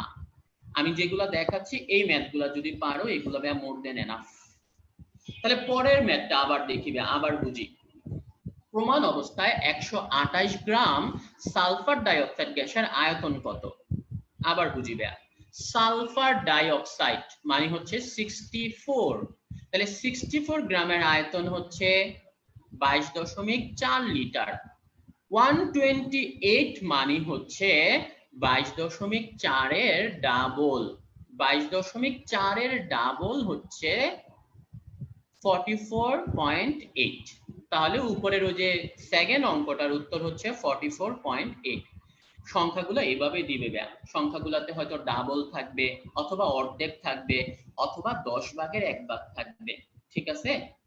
একজনের একটা কোশ্চেন ছিল ভাই যদি 3.7 থাকে, 3.7 থাকলে অসুবিধা কি ভাইয়া? 1.7 এর ডাবলের একটু বেশি, ডাবলের বেশি মানে হচ্ছে 2.24 এর ডাবল 4.48, ওটার কাছাকাছি একটা অপশন দিয়ে দিবা। তুমি কাছাকাছি অপশনগুলোর সাহায্য অবশ্যই নিবা, অপশনগুলা যেটা থাকবে ওই অপশনগুলা দেখে অবশ্যই উত্তর করতে হবে। এবং আবারও বলতেছি অপশনগুলা খুব বেশি কাছাকাছি থাকে না, 4টা অপশনে গ্যাপ থাকবে। লাস্ট ম্যাথটা আরেকবার একটু বলি ব্যাম। সালফার ডাইঅক্সাইড মানে হচ্ছে 64। কিভাবে 64? কারণ সালফার 32, অক্সিজেন 16, দুইটা 16তে 32, 32 আর 32 এ 64। 64 গ্রামের আয়তন প্রমাণ অবস্থায় হচ্ছে 22.4 লিটার। তাহলে 128 গ্রামের আয়তন হচ্ছে 22.4 এর ডাবল। 128 মানে 64 এর ডাবল, 64 এর ডাবল যেহেতু 128, তাহলে 22.4 এর ডাবল হচ্ছে 44.8, ঠিক আছে। সো এতক্ষণ যে ম্যাথগুলা দেখাইলাম ভাইয়া এগুলা হচ্ছে ছোট ছোট ম্যাথ, বাট মনে রাখবা, আবারও বলতেছি, ছোট মরিচের ঝাল বেশি। এই টাইপের ম্যাথগুলা তোমাদের মেডিকেল ভর্তি পরীক্ষা, ভার্সিটি ভর্তি পরীক্ষাতে অনেক বেশি আসবে। এবং চেষ্টা করবা আমি যেভাবে বলার চেষ্টা করছি 1-2 সেকেন্ডে, তো ওরকম 1-2 সেকেন্ডের ভিতরে করার চেষ্টা করবা। এবার বড় ম্যাথে আসো, বড় ম্যাথে আসি আমরা ভাই। চুনা পাথরে 95% ক্যালসিয়াম কার্বনেট আছে। লঘু HCl এ 160 গ্রাম চুনাপাথর দ্রবীভূত করে আদর্শ উষ্ণতা ও চাপে কত লিটার কার্বন ডাই অক্সাইড পাওয়া যায়? খেয়াল করো, এই ম্যাথগুলা তোমরা যখন কলেজে করছো অনেক বড় করে করছো, অনেক কঠিন লাগছে, অনেক বড় পেজ লাগছে, 1 পেজের মতো লাগে আমরা বইয়ের নিয়মে এই ম্যাথগুলা করতে গেলে। বাট ভর্তি পরীক্ষাতে আর 1 পেজ নাই। আবার খেয়াল করো, ভর্তি পরীক্ষাতে তো তোমার কাছে সময়ও নাই। তাহলে এই ম্যাথগুলো আসলে কি করব? এই টাইপের ম্যাথগুলো আমরা শর্টকাট কিছু সূত্র আছে, ওই শর্টকাট সূত্রগুলো দিয়ে করতে পারবো, ঠিক আছে। তাহলে এই টাইপের ম্যাথগুলোর জন্য আমরা এখন কিছু শর্টকাট সূত্র দিব। এই সূত্রগুলো তোমরা যদি একটু লিখে রাখতে পারো তোমাদের খাতায়, আশা করি এই নিয়মের সব অঙ্ক পারবা। তুমি আগে খেয়াল করো, এই অঙ্কগুলোতে একটা পার্সেন্টেজ দেয়া থাকে, এখানে দেয়া আছে 95%। পরীক্ষাতে 95 দিবে এমন কোনো কথা নাই, পরীক্ষাতে 90 দিতে পারে, পরীক্ষাতে 50 দিতে পারে, 70 দিতে পারে, বাট কিছু একটা পার্সেন্টেজ থাকবে, এটা শিওর। একটা ভর দেয়া আছে, চুনা পাথরের ভর 160 গ্রাম। পরীক্ষাতে 160 না দিয়ে 150 দিতে পারে, 200 দিতে পারে, একটা ভর থাকবে, ঠিক আছে। লাস্টে বের করতে বলছে আদর্শ উষ্ণতা চাপে কত লিটার কার্বন ডাই অক্সাইড পাওয়া যায়। সো এই কত লিটার কার্বন ডাই অক্সাইড, এটা বের করার একটা শর্টকাট সূত্র আছে। তোমরা কলেজে যেভাবে করতা ওই সূত্র দিয়ে করলে এখন আর সময় পাবা না। ভর্তি পরীক্ষার জন্য ভর্তি পরীক্ষার মতো সূত্র, সূত্রটা কি এই যে দেখে নাও, এই সূত্রটা দেখ। কার্বন ডাই অক্সাইডের পরিমাণ লিটার এককে বের হবে, সূত্রটা হচ্ছে 22.4 ইনটু যত পার্সেন্ট থাকবে তত, মানে হচ্ছে ম্যাথে যে পার্সেন্টটা থাকবে সেটা ভাগ 100 ইনটু ভর যেটা দেয়া থাকবে সেটা ভাগ 100। একেবারে ইজি হিসাব। তুমি এখানে এই মানগুলা বসাবা, হিসাবটা করবা, অঙ্ক শেষ। এই সূত্রটা একটু লিখে রাখতে পারো তোমরা। যারা মন দিয়ে ক্লাসটা করতেছো তারা চাইলে একটু ক্লাসটা লিখে রাখো। ঠিক আছে? তাহলে কার্বন ডাই অক্সাইডের পরিমাণ আদর্শ উষ্ণতা চাপ বলা হলে 22.4 ইনটু যত পার্সেন্ট থাকবে তত ভাগ 100 ইনটু ভর যেটা থাকবে সেটা ভাগ 100। ঠিক আছে? ওকে, এবার আমি ম্যাথটা করি। ঠিক আছে? দেখো ম্যাথটা 22.4 যত পার্সেন্ট এখানে দেয়া ছিল 95%, সো আমি ওখানে বসালাম 95, নিচে 100।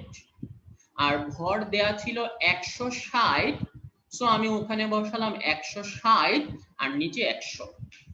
রাইট?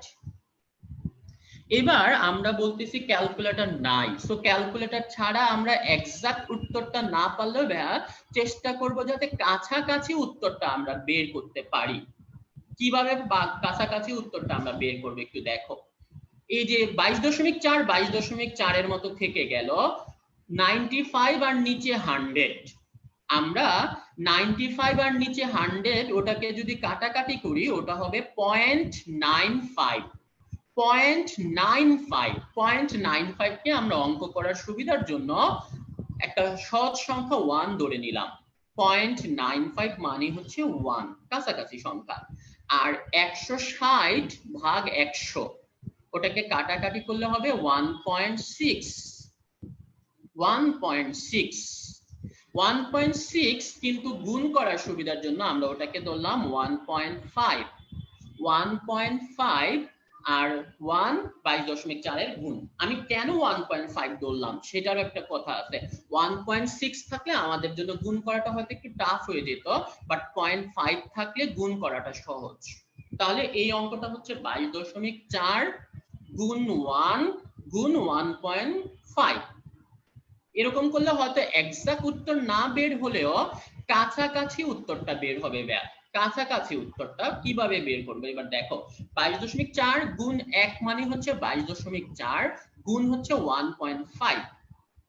তাহলে এই 0.5 এর গুণগুলো আমরা ক্যালকুলেটর ছাড়া কিভাবে করব?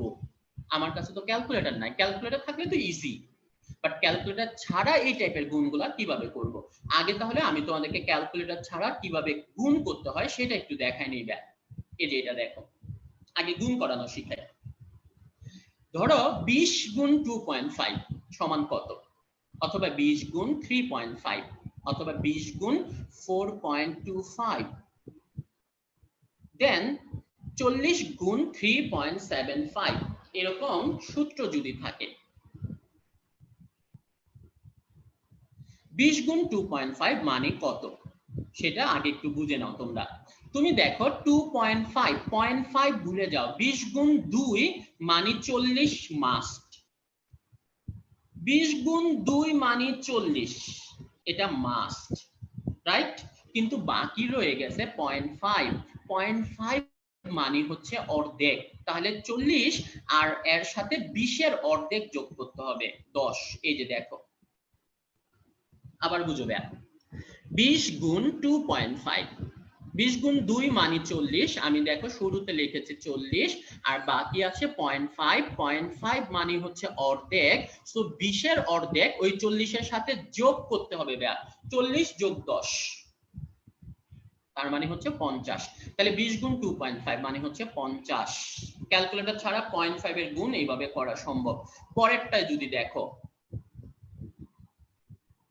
20 গুণ 3.5, 3 20 60, আমি আগে 60 লিখে নিলাম, বাকি থাকলো 0.5। 0.5 মানে হচ্ছে অর্ধেক, তাহলে 20 এর অর্ধেক হচ্ছে 10, তাহলে 60 আর তার সাথে 10 যোগ করো, 60 যোগ 10 মানে হচ্ছে 70। তারপরেরটা একটু দেখো, 20 গুণ 4.25, 20 গুণ 4 মানে হচ্ছে 80 মাস্ট, 4 20 80, সাথে বাকি থাকলো 0.25। 0.25 মানে কিন্তু অর্ধেক না, 0.25 মানে হচ্ছে 4 ভাগের 1 ভাগ। তাহলে ভাইয়া 20 এর 4 ভাগের 1 ভাগ, 20 এর অর্ধেক হচ্ছে 10, তার অর্ধেক হচ্ছে 5। তাহলে লাস্টে যখন 0.25 আছে সেখানে আমরা লাস্টে যোগ করলাম 5, তাহলে 80 যোগ 5 মানে হচ্ছে 85। তাহলে 0.25 থাকলে লাস্টে 4 ভাগের 1 ভাগ যোগ করতে হবে। 0.75 থাকলে তখন লাস্টে 4 ভাগের 3 ভাগ যোগ করতে হবে। তাহলে দেখো লাস্টেরটা 40 গুণ 3 মানে হচ্ছে 120, 3 40 এ 120 সাথে 0.75 মানে হচ্ছে 4 ভাগের 3 ভাগ, তার মানে 40 এর ভিতর 30। তাহলে আগে 120 আর সাথে 30 যোগ মানে হচ্ছে 150। আবার বুঝিবে, আগে গুণ করা শিখবো, তারপরে আবার ওই ম্যাথটাতে আবার যাব। তুমি দেখো শুরুতে 20 গুণ 2.5, 20 গুণ 2 মানে হচ্ছে 40, আর 0.5 মানে অর্ধেক, 20 এর অর্ধেক 10, 50। 20 গুণ 4.25, 4 20 80, আর 0.25 মানে হচ্ছে 4 ভাগের 1 ভাগ মানে হচ্ছে 5, 85। 40 গুণ 3.75, 3 40 এ 120, আর 0.75 মানে হচ্ছে 4 ভাগের 3 ভাগ, তার মানে 30। তাহলে 120 আর 30 মানে হচ্ছে 150। এবার কাজের কথায় আসবে, যদি কোনো ম্যাথে থাকে 1.6, তাহলে আমরা অঙ্ক করার সুবিধার জন্য ওটাকে ধরে নিব 1.5। যদি থাকে 1.3, ওটাকে ধরে নিব 1.25। যদি থাকে 1.7, তাহলে আমি ওটাকে ধরে নিব 1.75। এক্সাক্ট উত্তর না আসলেও কাছাকাছি উত্তরটা আসবে। যদি থাকে 1.9, তাহলে ওটাকে 2 ধরে নিবা। তাহলে আমরা কাছাকাছি উত্তর বের করার জন্য এভাবে গুণ করব 0.25 অথবা 0.5 অথবা 0.75 দিয়ে। এবার আগের অঙ্কটাতে আবার যাই, কথা বলো না এখানে, একটু দেখো তোমরা কমেন্ট সেকশনে খুব বেশি ঝামেলা করতেছো। এখানে দেখো চুনা পাথরের অঙ্কটা, আদর্শ উষ্ণতা চাপ এ কারণে 22.4, কিন্তু যদি থাকে এসএটিপি তখন কিন্তু 22.4 না, 24.789, ওটা খেয়াল রেখো। এই যে 22.4 ইনটু যত পার্সেন্ট থাকে তত ভাগ 100, 95% ছিল 95 ভাগ 100, ইনটু ভর ছিল 160, 160 ভাগ 100, কথা শেষ। এবার একটু দেখো ভাইয়া, 95 ভাগ 100 ওটাকে আমরা ধরে নিলাম 1, 160 ভাগ 100 ওটা হতো 1.6, 1.6 ওটাকে আমরা ধরে নিলাম 1.5। এবার 22.4 গুণ 1.5, 22.4 গুণ 1.5 কত হয় দেখো ভাই, 22.4 একে 22.4, 0.5 মানে হচ্ছে অর্ধেক, 22.4 এর অর্ধেক হচ্ছে 11.2। তাহলে এই অঙ্কটার উত্তর হচ্ছে 33.6, 33.6। অঙ্কটার এক্সাক্ট উত্তর হচ্ছে 33.75। 33.6 আর 7 আসলে খুব বেশি ডিফারেন্স না, তুমি ওই 33.6 এর কাছাকাছি যে অপশন সেটা উত্তর করবে। আমি আবার বলি, এতক্ষণ যা বলছি এগুলা দেখে ভুলে যাও, আবার নতুন করে দেখো। পরীক্ষাতে একটা পার্সেন্টেজ থাকবে, পরীক্ষাতে একটা ভর থাকবে, 95 না থেকে সেটা হতে পারে 90%, সেটা হতে পারে 50%। তুমি এই সূত্রের অনুযায়ী এখানে যত পার্সেন্ট থাকবে তত বসাবা। দেন এখানে দেখো চুনা পাথর কত গ্রাম দেওয়া হয়েছে, 160 গ্রাম। আমি চুনা পাথরের ভরের কথা বলি নাই, চুনা পাথর আণবিক ভরের কথা বলি না। একজন বলতেছে চুনা পাথরের ভর তো 100, না আণবিক ভর না, এখানে অঙ্কে কত গ্রাম দেয়া আছে, অঙ্কে দেয়া আছে 160 গ্রাম। অঙ্কে যদি 160 গ্রাম না থাকতো, যদি থাকতো 150 গ্রাম, তাহলে ধরতাম 150 গ্রাম চুনা পাথর। যদি থাকতো 200 গ্রাম তখন আমরা ধরতাম 200, কথা শেষ। দেন হিসাব করার সুবিধার জন্য ভাইয়া আমরা এটাকে কাছাকাছি মান ধরলাম 0.95, 0.9 কে ধরে নিলাম 1, আর 1.6 ওটাকে ধরে নিলাম 1.5। 0.5 এর গুণ করা কিভাবে করতে হয় আমি একটু আগেই তোমাদেরকে দেখাইছি, ঠিক আছে? তাহলে 0.5 এর গুণ এভাবে করে নিবা। 1.3 কি হবে? 1.3 কি হবে আপনি বলেন? 1.3 কে 1.25 ধরবো, তাহলে 0.25 এর গুণ কিভাবে করতে হয় সেটা দেখানো হয়েছে। এই যে দেখো 22.4 গুণ 1.5 মানে হচ্ছে 22.4 একে 22.4 আর অর্ধেক, 22.4 এর অর্ধেক হচ্ছে 11.2, দ্যাট মিন্স 33.6। এই ম্যাথগুলো বাসায় প্র্যাকটিস করতে হবে, ঠিক আছে?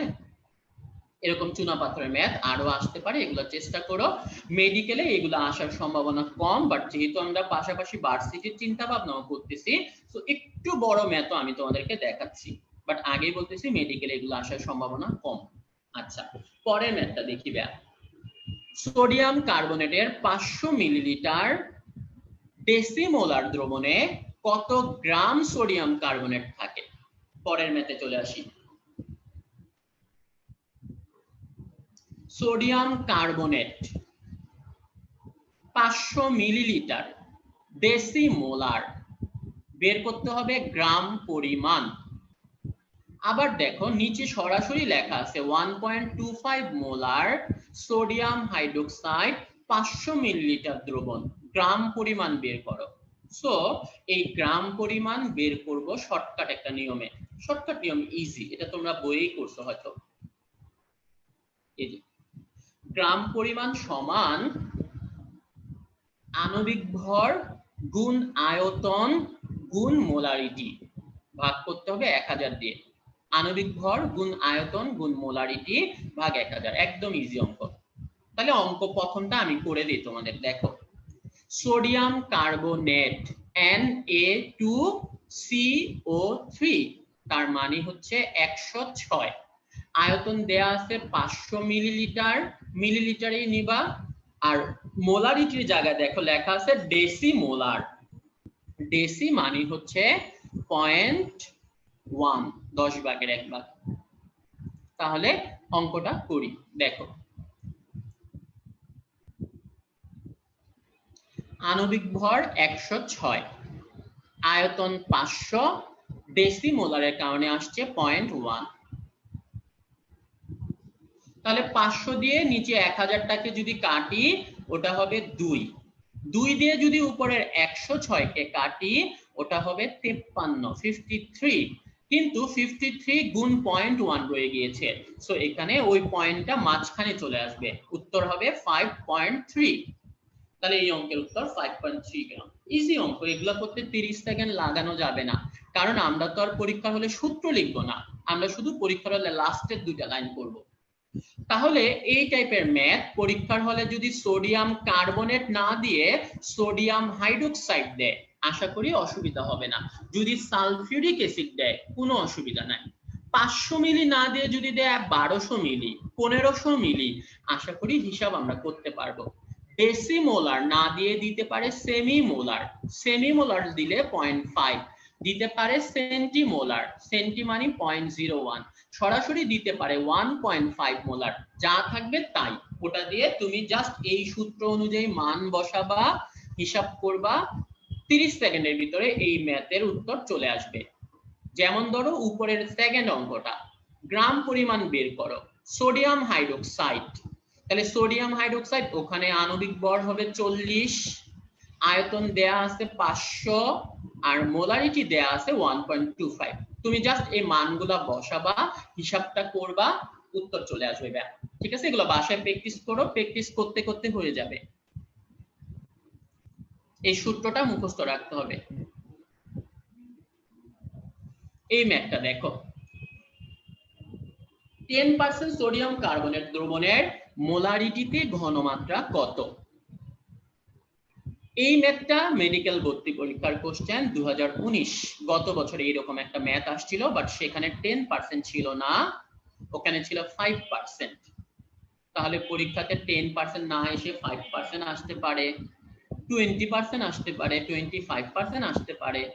সোডিয়াম কার্বনেট না এসে আসতে পারে সোডিয়াম হাইড্রোক্সাইড, সালফিউরিক অ্যাসিড আসতে পারে। তাহলে এই মোলারিটির ঘনমাত্রা কিভাবে বের করব, সূত্রটা দেখে নাও। মোলারিটির সূত্র হচ্ছে মোলারিটি সমান 10x by m। 10x, x কি?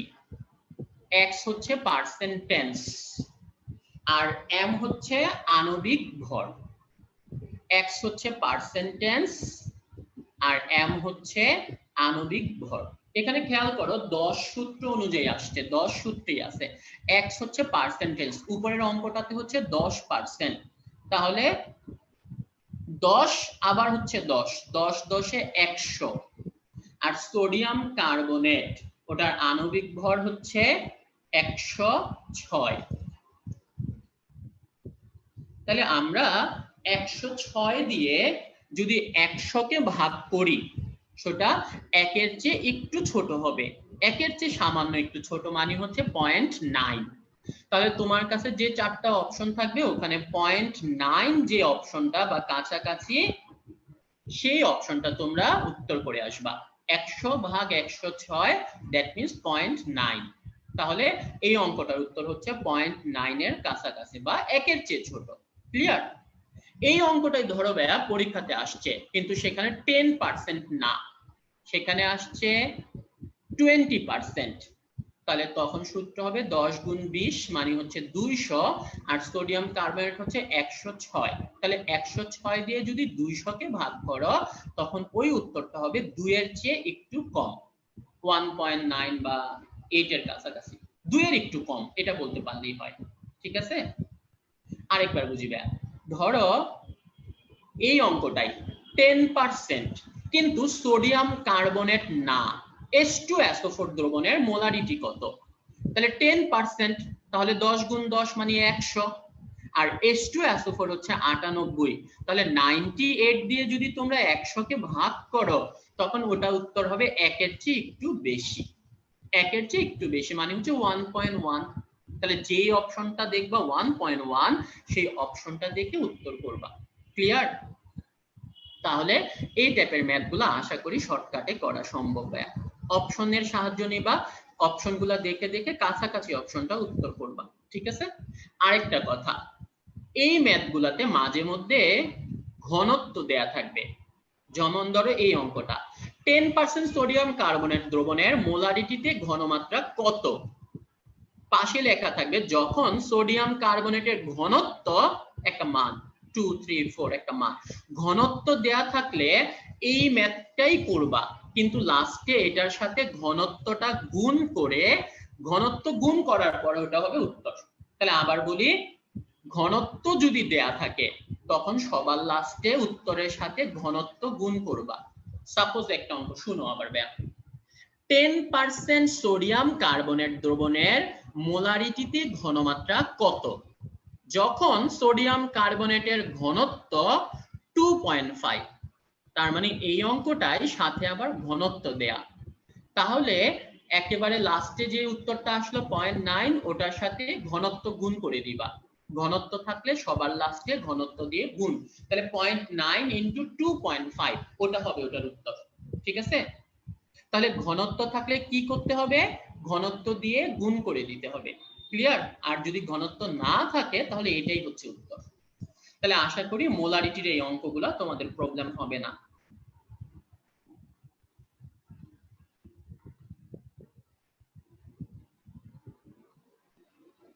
এই অঙ্কটা দেখো, পরের ম্যাথে যাই আমি।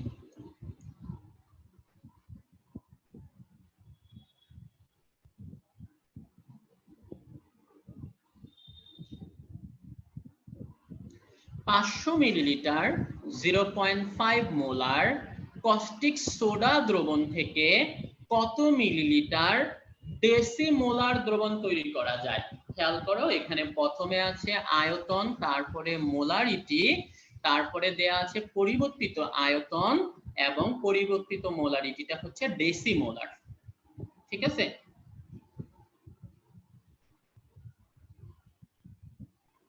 তাহলে এই অঙ্কটার জন্য সূত্রটা কি হবে ভাইয়া? সূত্রটা হচ্ছে V1M1 সমান V2M2। প্রাথমিক আয়তন, প্রাথমিক মোলারিটি সমান পরিবর্তিত আয়তন গুণ পরিবর্তিত মোলারিটি।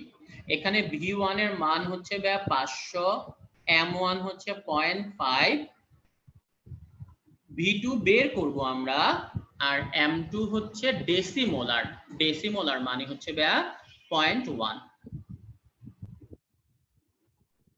তাহলে অঙ্কটা দেখো ভাইয়া, এই যে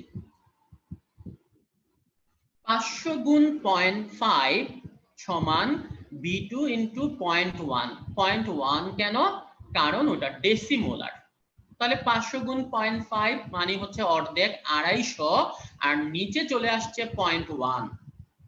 0.1 নিচে, তাহলে উপরে নিলে ওখানে একটা শূন্য বাড়াইতে হবে ভাইয়া। তাহলে উত্তর হবে 2500 ml। ঠিক আছে, লিটারে নিব না মিলিলিটারে নিব, অপশন যেভাবে থাকবে ভাইয়া। যদি অপশন থাকে লিটারে তখন তুমি লিটারে নিবা, যদি অপশন থাকে মিলিলিটারে তখন মিলিলিটারে নিবা। তাহলে অপশন দেখে উত্তর করবা। এগুলো ইজি অঙ্ক ভাইয়া। তিনটা মান দেয়া আছে, 4 নাম্বার মানটা বের করো। ঠিক আছে, তাহলে 500 মিলিলিটার 0.5 কস্টিক সোডা দ্রবণ থেকে কত মিলিলিটার সেমি মোলার দিতে পারে, অথবা 1.5 মোলার দিতে পারে। যাই দেখ, এগুলা ইজি অঙ্ক, এগুলা মেডিকেল ভর্তি পরীক্ষায় আসতে পারে। আরেকটা অঙ্ক আসতে পারে ভাইয়া, B2 এর মান বের করবা, M2 এর মান দেয়া নাই, কিন্তু M2 এর মানের জায়গায় লেখা আছে 11। ধরো এটা 500 মিলিলিটার 0.5 মোলার হাইড্রোক্লোরিক অ্যাসিডের দ্রবণ থেকে কত মিলিলিটার 11 HCl দ্রবণ তৈরি করা যায়। 11 HCl মনে রাখবা, 11 HCl এর মোলারিটি হচ্ছে 12। এই মানটা মুখস্থ করে রাখতে হবে। তাহলে অঙ্কে যদি 11 HCl কথাটা থাকে, তাহলে 11 HCl এর মোলারিটি হবে 12, এটা মুখস্থ রাখবা। আর যদি থাকে 11 H2SO4, তখন সেটার মোলারিটি হবে 18। তাহলে 11 থাকলে দুইটা মান আছে, 11 HCl এর মোলারিটি হচ্ছে 12, আর 11 H2SO4 এর মোলারিটি হচ্ছে 18। ঠিক আছে, এই দুইটা মান মুখস্থ রাখবা ভাইয়া। ধরো এই অঙ্কটা 500 মিলিলিটার 0.5 মোলার H2SO4 দ্রবণ থেকে কত মিলিলিটার 11 H2SO4 দ্রবণ তৈরি করা যায়। 11 H2SO4 এর মান 18, এই মানটা মনে রাখবা ভাইয়া। তাহলে কেমিস্ট্রি বইতে দুইটা আছে 11, একটা 11 HCl, ওটার মানটা মোলারিটি 12, আর একটা 11 H2SO4, ওটার মোলারিটি 18। ঠিক আছে, ঠিক আছে। সো এই মানগুলা দিয়ে এই সূত্র অনুযায়ী অঙ্ক করে ফেলবা। এবার আসি আজকের মোস্ট ইম্পর্টেন্ট অঙ্ক।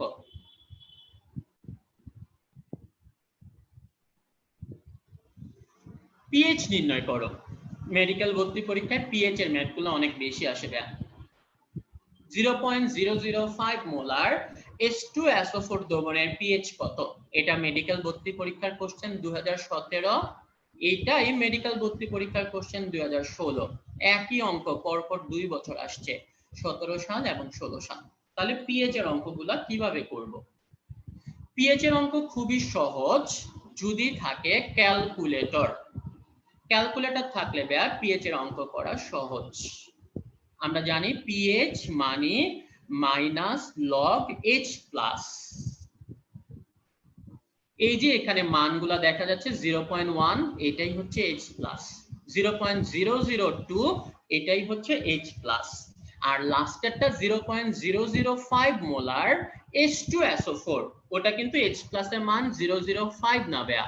এখানে একটা কথা আছে, আগেই বলে নেই, যদি অ্যাসিডের অম্লত্ব হয় 2, যেমন লাস্টেরটাতে H2, তাহলে এই যে 0.005 ওটাকে আগে 2 দিয়ে গুণ করে অঙ্ক করতে হবে। প্রথম অঙ্কটা দেখো A HCl, একটা H, এখানে কোনো কিছু দিয়ে গুণ করার দরকার নাই। নাইট্রিক অ্যাসিড, ওখানে গুণ করা লাগে না, কিন্তু H2SO4 ওটাকে গুণ করতে হবে, এবং ওই গুণটা হবে 2 দিয়ে। কেন 2 দিয়ে করতে হবে ভাইয়া? কারণ H2SO4 যদি থাকতো H3PO4, দ্যাট মিন্স যার অম্লত্ব 3, তখন 3 দিয়ে গুণ করতে হবে। দ্যাট মিন্স মোলারিটির মানটা আগে ওই অ্যাসিডের অম্লত্ব বা ক্ষারত্ব কত ওটা দেখতে হবে। তোমরা কলেজে থাকতে পিএইচ বের করতে ক্যালকুলেটরের সাহায্যে ভাইয়া। ক্যালকুলেটর থাকলে পিএইচ এর মান হতো, পিএইচ মানে মাইনাস লগ এইচ প্লাস। আমরা মাইনাস লগ টিক দিব, এইচ প্লাস এর মানগুলা দিব, ক্যালকুলেটরে ইজিক্যাল টু বাটনটা দিব, অঙ্কের উত্তর চলে আসবে। এরকমই করতাম না? বাট ঝামেলা হচ্ছে ক্যালকুলেটর তো নাই, তাহলে পিএইচ এর অঙ্ক ক্যালকুলেটর ছাড়া কিভাবে করব? ক্যালকুলেটর ছাড়া পিএইচ এর অঙ্ক করতে হলে তোমাকে শুরুতেই লগের কয়েকটা মান মুখস্থ করতে হবে। লগের কয়েকটা মান আগে আমরা লগের কয়েকটা মান মুখস্থ করে ফেলি। তোমরা অনেকে এই মানগুলা জানো। আমরা জানি log 1 এর মান হচ্ছে 0 আর log 10 এর মান হচ্ছে 1। log 1 এর মান হচ্ছে 0 আর log 10 এর মান হচ্ছে 1। মাঝখানের গুলা এখন একটু মুখস্থ করো ভাইয়া। log 2 এর মান 0.3 আর log 3 এর মান 0.5। log 2 এর মান 0.3, log 3 এর মান 0.5। একজন বলতেছে ওয়াচ ক্যালকুলেটর ব্যবহার করব। ওয়াচ ক্যালকুলেটর দুনিয়া এত সহজ না ভাইয়া। তোমাকে পরীক্ষার হলে ক্যালকুলেটরও নিতে দিবে না, ঘড়িও নিতে দিবে না। তোমাকে ঘড়ি ছাড়া দিতে হবে। ক্লাসরুমে প্রত্যেকটা ক্লাসের সামনে দেয়াল ঘড়ি লাগানো থাকবে, ঠিক আছে? সো আমি যেভাবে বলতেছি ওভাবে তুমি মনোযোগ দাও। log 1 এর মান 0, log 10 এর মান 1, log 2 এর মান 0.3 আর log 3 এর মান হচ্ছে 0.5। log 2 এর মান হচ্ছে 0.3 আর log 3 এর মান হচ্ছে 0.5। তারপরের মানগুলা মনে রাখা খুবই ইজি ভাইয়া। কিভাবে? log 3 এর মান হচ্ছে 0.47। 0.47 কে তো ভাই 0.5 ধরাটাই ভালো না? 0.47 মানে 0.5, ওটা আমরা 0.5ই ধরবো, ঠিক আছে? দেন তুমি খেয়াল করো log 4, log 5, log 6 ওই মানগুলা আস্তে আস্তে বড় হচ্ছে। 0.5 এর পরে 0.6, 0.7, 0.8 আর log 7, log 8, log 9 ওগুলার মান আমরা 0.9 ধরে নিব। একটা হয়তো 0.9 এর চেয়ে একটু কম, আরেকটা হচ্ছে 0.9 এর চেয়ে একটু বেশি, বাট ওটা আমার অসুবিধা নাই। আমরা ধরে নেব log 7 এর মানও 0.9, log 8 এর মানও 0.9, log 9 এর মানও 0.9। তাহলে আগে চোখ বন্ধ করে এই মানগুলো মুখস্থ করে নাও। log 1 এর মান 0, আমার কথাগুলো মন দিয়ে শুনো। log 2 এর মান 0.3, log 3 এর মান 0.5, দেন 0.11 করে বাড়তে থাকবে। log 4 এর মান 0.6, log 5 এর মান 0.7, log 6 এর মান 0.8, দেন log 7, log 8, log 9 এর মান 0.9, log 10 এর মান হচ্ছে 1। ওকে, তাহলে এই log এর মান কয়টা আগে আমাকে মুখস্থ করতে হবে, মুখস্থ করে নিলাম।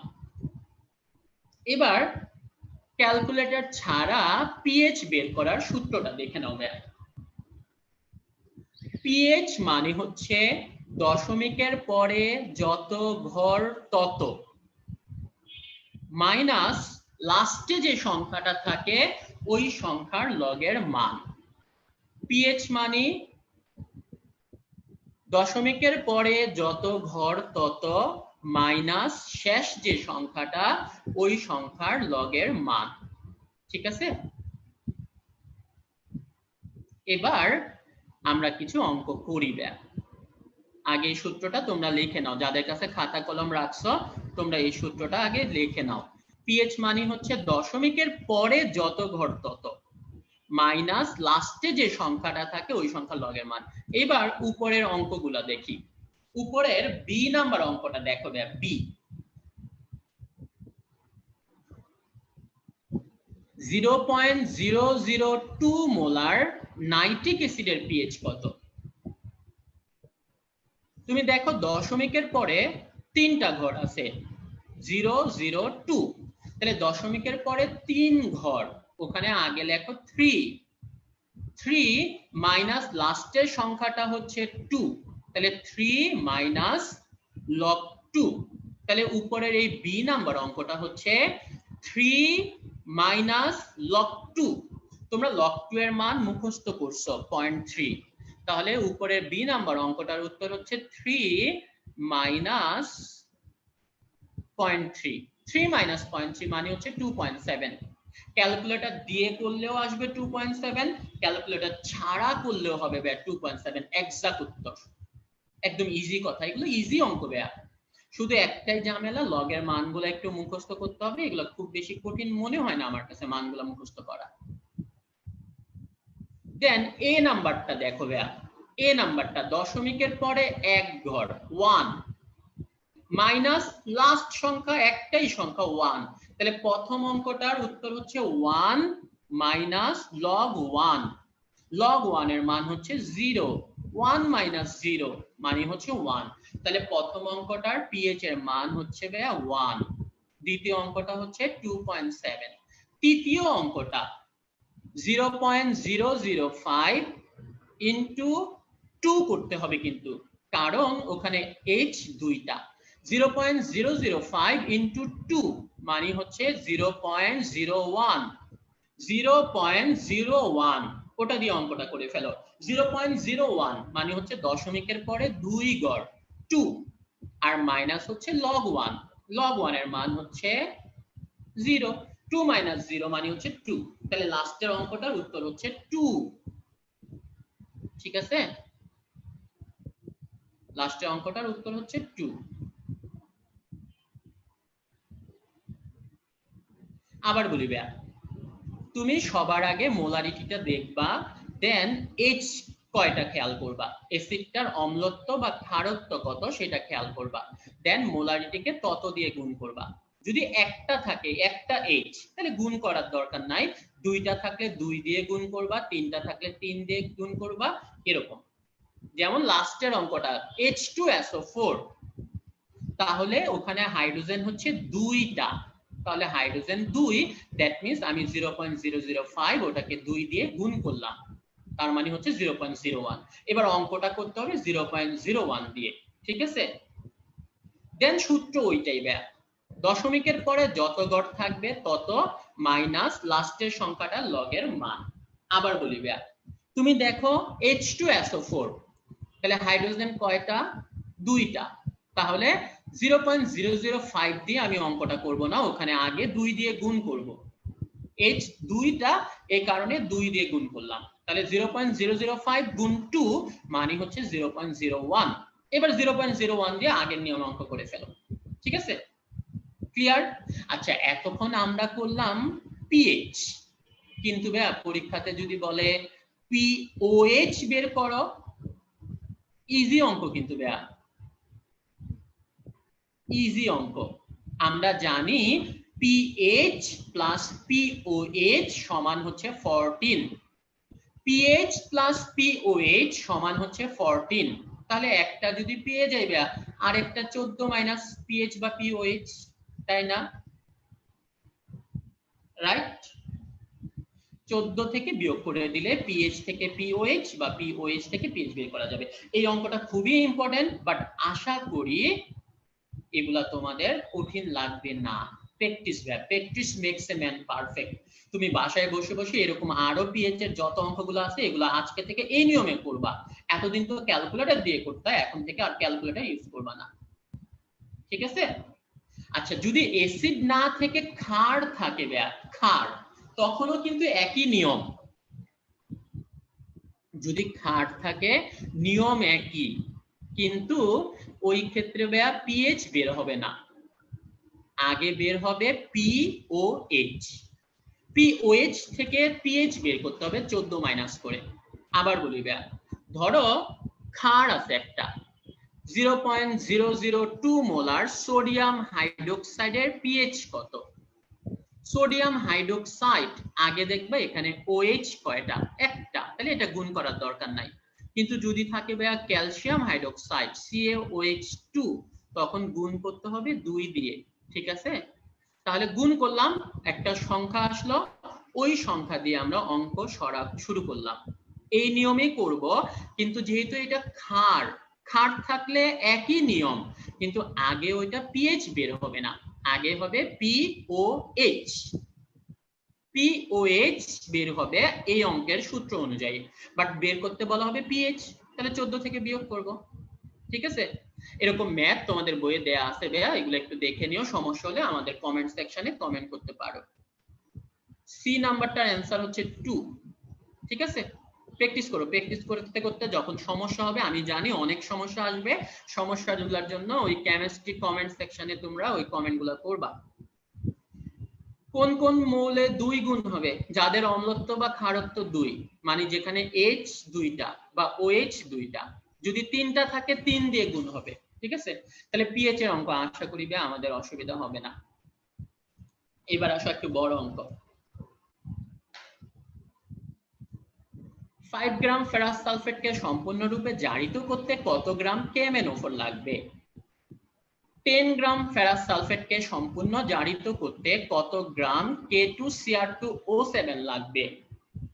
এই ম্যাথগুলা অনেক বড় মানে অনেক বড়। শুরুতে সমীকরণ লিখতে হবে, সমতা করতে হবে, সমতা করে তারপরে একটা সূত্র বের করে আনতে হবে, ওই সূত্র দিয়ে অঙ্ক করে এই অঙ্কের উত্তর বলতে খুব বেশি সময় লাগবে না, এই 10 মিনিট, এবং পেজ বেশি লাগবে না, 1.5 পেজ। কিন্তু মেডিকেল ভর্তি পরীক্ষায় আমার কাছে 1.5 পেজও নাই এবং একটা ম্যাথের পিছনে 10 মিনিট দেওয়ার সময়ও নাই। তাহলে এই ম্যাথগুলা কিভাবে করব? এই ম্যাথগুলা করার জন্য শর্টকাট একটা চোরামি টেকনিক আছে। সমতাকরণ লাগে না, কিচ্ছু লাগে না। মেডিকেল ভর্তি পরীক্ষাতে সমীকরণ, সমতা এগুলা কিচ্ছু আসে না। আমি যা বলতেছি ওগুলাতে মনোযোগ দাও। এখানে চোরামি টেকনিকটা কি তুমি খেয়াল করো। ফেরাস সালফেটের ভর দেয়া আছে, প্রথম অঙ্কটাতে 5 গ্রাম, পরের অঙ্কটাতে 10 গ্রাম। তোমার পরীক্ষাতে 5 গ্রাম না দিয়ে 50 গ্রাম দিতে পারে, 60 গ্রাম দিতে পারে, বাট প্রথম অঙ্কটাতে বের করতে KMnO4 কত গ্রাম সেটা বের করবা, আর দ্বিতীয় অঙ্কটা K2Cr2O7 কত গ্রাম সেটা বের করবা। চোরামি পদ্ধতিতে এই অঙ্কের উত্তর বলতে তোমার সময় লাগবে 0.1 সেকেন্ড, 1 সেকেন্ডও লাগবে না। চোরামি পদ্ধতি। চোরামি পদ্ধতিতে কিভাবে করব? তাহলে চোরামি পদ্ধতিটা দেখে নিন। যখন বলা হবে KMnO4 কত গ্রাম, তখন তোমরা ফেরাস সালফেটের ভরকে 0.2 দিয়ে গুণ করে দিবা, কথা শেষ। 0.2 কিভাবে আসছে, কেন আসছে, এত কিছু বোঝার দরকার নাই, উত্তর মিলে যাবে। 0.2 দিয়ে গুণ করবা, তাহলে হয়ে যাবে KMnO4 এর ভর। আর যদি K2Cr2O7 এর ভর বের করতে বলে, তখন তোমরা 0.3 দিয়ে গুণ করবা। ঠিক আছে, তাহলে একটা 0.2 দিয়ে গুণ করো আর একটা 0.3 দিয়ে গুণ করো, অঙ্ক শেষ। ক্লিয়ার? তাহলে প্রথম অঙ্কটা দেখো 5 গ্রাম ফেরাস সালফেটকে জারিত করতে কত গ্রাম KMnO4? তাহলে উত্তর হচ্ছে 5 × 0.2। 5 × 0.2 মানে হচ্ছে 1। তাহলে প্রথম অঙ্কটার উত্তর হচ্ছে 1। আর পরের অঙ্কটা হচ্ছে 10 গ্রাম K2Cr2O7, তার মানে 0.3। তাহলে 10 গুণ 0.3, উত্তর হচ্ছে 3। ক্লিয়ার? তাহলে পরীক্ষাতে 5 গ্রাম 10 গ্রাম না দিয়ে 20 গ্রাম 50 গ্রাম দিলে আশা করি কোনো সমস্যা হবে না। KMnO4 থাকলে 0.2 দিয়ে গুণ, আর K2Cr2O7 থাকলে 0.3 দিয়ে গুণ। এক্সাক্ট উত্তর আসলে 0.3 না, 0.32229। এত ঝামেলা করার দরকার নাই। তুমি ঝামেলা ছাড়া থাকো, একটা 0.2 দিয়ে গুণ করো আর একটা 0.3 দিয়ে গুণ করো, কাছাকাছি উত্তর, একদম একদম কাছাকাছি উত্তর চলে আসবে। ক্লিয়ার? অনেকে বলতেছিল ভাই এত বড় বড় ম্যাথ কিভাবে করব? আমি তো বলবো এই ম্যাথটা সবচেয়ে সহজ, কারণ এটা চোরামি পদ্ধতিতে করা যায়। একটা 0.2 একটা 0.3। কেন 0.2 ওইটা বুঝাইতে গেলে 1.5 পেজ লাগবে, 1.5 পেজের দরকার নেই, এটা মুখস্থ রাখো, 0.2 আর 0.3 দিয়ে গুণ। যদি KMnO4 বা K2Cr2O7 না থেকে অন্য কোনো যৌগ থাকে, ওই ম্যাথ শর্টকাটে করা যায় না, ওটা 1.5 পেজ লাগাইতে হয়, এবং ওই 1.5 পেজের ম্যাথ আমিও পারবো না পরীক্ষার হলে, তুমিও পারবা না, পারার দরকার নাই, এগুলা পারলেই চলবে। ঠিক আছে? অন্য যৌগ থাকলে ওগুলা অনেক বড় অঙ্ক, ওগুলোর জন্য শর্টকাট দরকার নাই, এই অঙ্কগুলা পারলেই চলবে। ঠিক আছে? এইবার আজকের মোস্ট ইম্পর্টেন্ট অঙ্ক একটা। রোগীর রক্তের গ্লুকোজের পরিমাণ 10 মিলিমোল পার লিটার, এটাকে মিলিগ্রাম পার ডেসিলিটার করো। অথবা রোগীর রক্তে গ্লুকোজের পরিমাণ 190 মিলিগ্রাম পার ডেসিলিটার, এটাকে মিলিমোল পার লিটার এককে কত হবে? পরের অঙ্কটা মেডিকেল ভর্তি পরীক্ষার কোশ্চেন 2018। প্রথম অঙ্কটা দেখো ভাইয়া, মিলিমোল পার লিটার দেয়া আছে, এটাকে বলা হচ্ছে মিলিগ্রাম পার ডেসিলিটার করতে। আরেকটা উল্টা, মিলিগ্রাম পার ডেসিলিটার দেয়া আছে, এটাকে মিলিমোল পার লিটার করো। একটু খেয়াল করো, এই অঙ্কটা রোগী রক্তের গ্লুকোজ, দ্যাট মিন্স ডাক্তারি জিনিস, ডায়াবেটিস, রোগীর গ্লুকোজ, এবং মেডিকেল ভর্তি পরীক্ষার কোশ্চেন করে ডাক্তাররা। এই কারণে আমি বলতেছি এই ম্যাথগুলা ডাক্তারদের খুব বেশি পছন্দ। এই ম্যাথটা 2018 সালে আসছে, তার আগে 2015, 2012, দ্যাট মিন্স লাস্ট 10 বছরের ভিতর কমপক্ষে 3-4 বার আসছে। ঠিক আছে, এই ম্যাথটার জন্য একটা চোরামি পদ্ধতি আছে। ঠিক আছে, চোরামি পদ্ধতিটা কি? এটাও 1 সেকেন্ডের ম্যাথ। 18 দিয়ে গুণ অথবা ভাগ করলেই উত্তর চলে আসবে। এক পাশের মান আরেক পাশে নিতে হলে 18 দিয়ে গুণ করতে হবে অথবা 18 দিয়ে ভাগ করতে হবে, উত্তর চলে আসবে। কথা হচ্ছে কখন 18 দিয়ে গুণ করব আর কখন 18 দিয়ে ভাগ করব।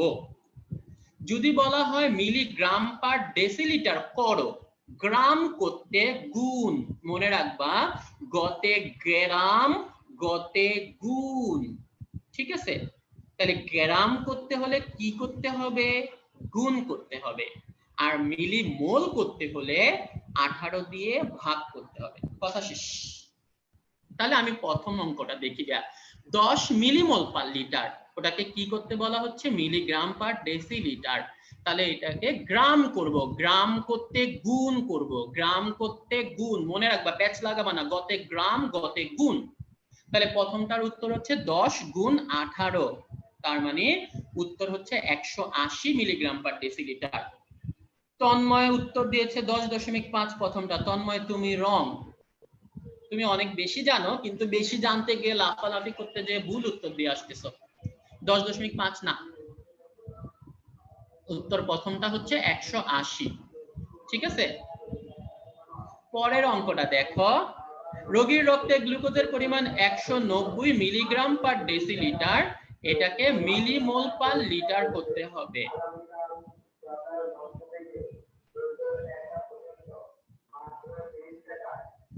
মিলিমোল পার লিটার করতে হলে এটাকে করতে হবে 18 দিয়ে ভাগ। তাহলে 190 ভাগ 18, দ্যাট মিন্স সেকেন্ডটা 180 থাকলে হতো 10, সেকেন্ডটা 10 এর একটু বেশি, দ্যাট মিন্স 10.6। ঠিক আছে, 10 এর একটু বেশি। তাহলে সহজ হিসাবটা আমি আবার বলে দিই, গ্রাম করতে গুণ আর মিলিমোল করতে ভাগ। কত দিয়ে? 18 দিয়ে। তাহলে আমি কিছু অঙ্ক দেই, তোমরা পারলে আমাকে উত্তর দাও। রোগীর রক্তে গ্লুকোজের পরিমাণ 162 milligram per decilitre, millimole per litre এককে কত হবে?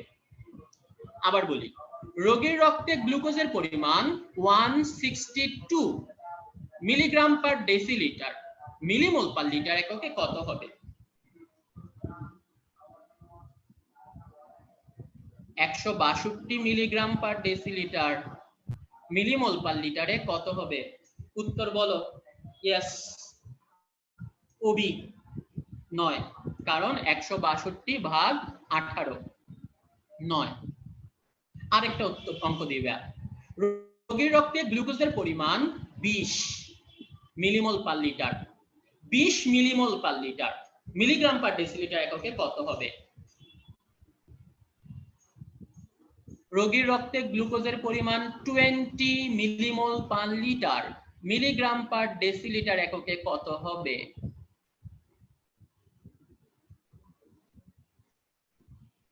উত্তর বলো।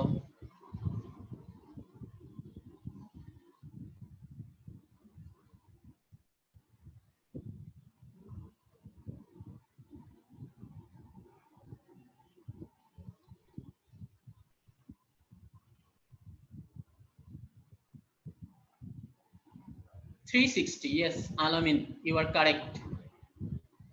জুই, নাসরিন সুলতানা, শান্ত, yes, সহজ কথা ভাই, এই অঙ্কটা এরকমই আসে। এখন অনেকে অনেক পেঁচাইতে চাবা, পেঁচানোর দরকার নাই, অঙ্কটা এরকমই আসে, একটা মিলিমোল পার লিটার আর একটা মিলিগ্রাম পার ডেসিলিটার, কথা শেষ। একবার 18 দিয়ে গুণ করতে হয় আর একবার 18 দিয়ে ভাগ করতে হয়, বুঝতে পারছি? সো আশা করি এরকম ম্যাথ পারবে, এবং আবারও বলতেছি এটা ডাক্তারদের পছন্দের ম্যাথ। আমি চলে আসি আজকে লাস্ট ম্যাথ। রোগীর রক্তে গ্লুকোজের পরিমাণ 10 মিলিমোল পার লিটার, এটাকে পিপিএম এককে কত হবে?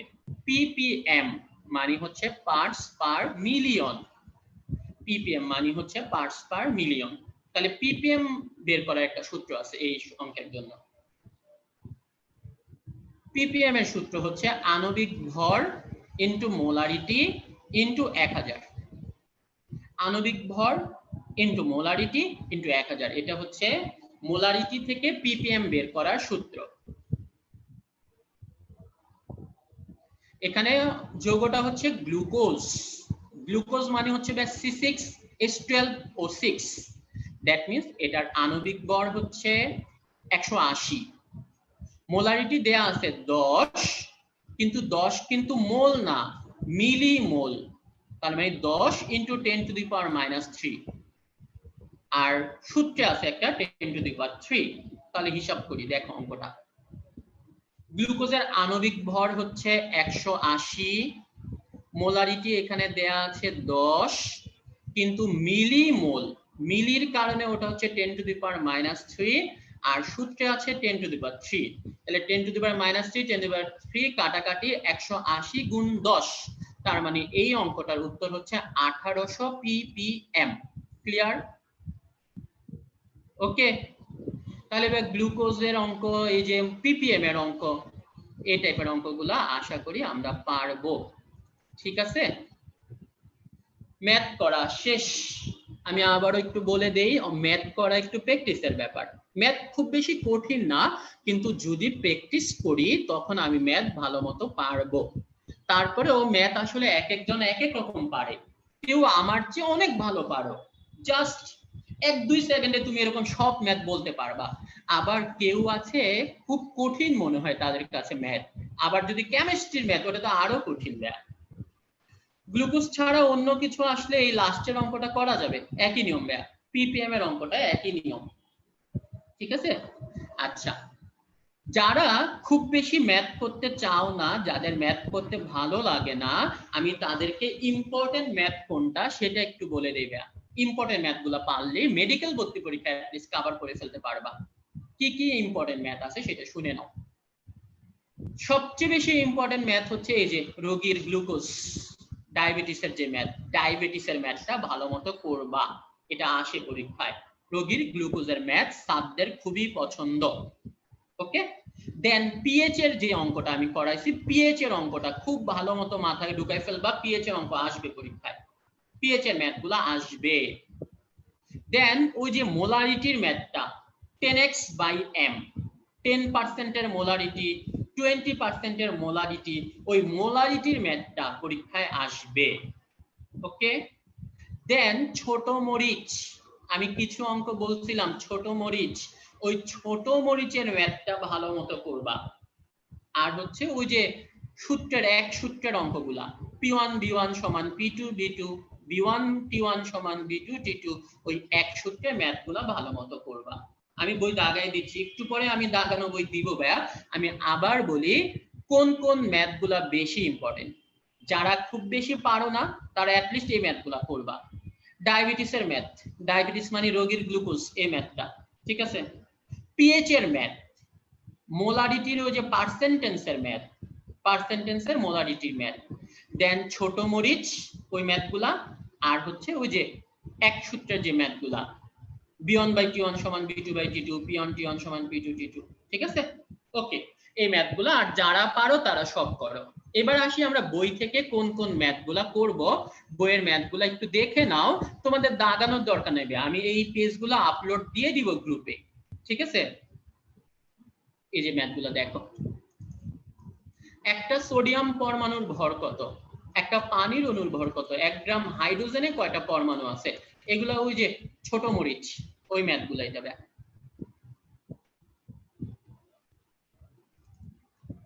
সেম 11 গ্রাম কার্বন ডাই অক্সাইডে কয়টা অণু থাকে, 16 গ্রাম অক্সিজেনে কয়টা অণু থাকে, কার্বন ডাই অক্সাইডের একটা অণুর ভর কত, এই ম্যাথগুলা দাগানো ম্যাথ আমি পেজ আপলোড দিয়ে দিব ভাইয়া। তুমি শুধু দাগানো ম্যাথগুলাই চেষ্টা করবা, দাগানোর বাইরের ম্যাথগুলো অনেক বড়, ওগুলা পরীক্ষাতে খুব বেশি আসে না।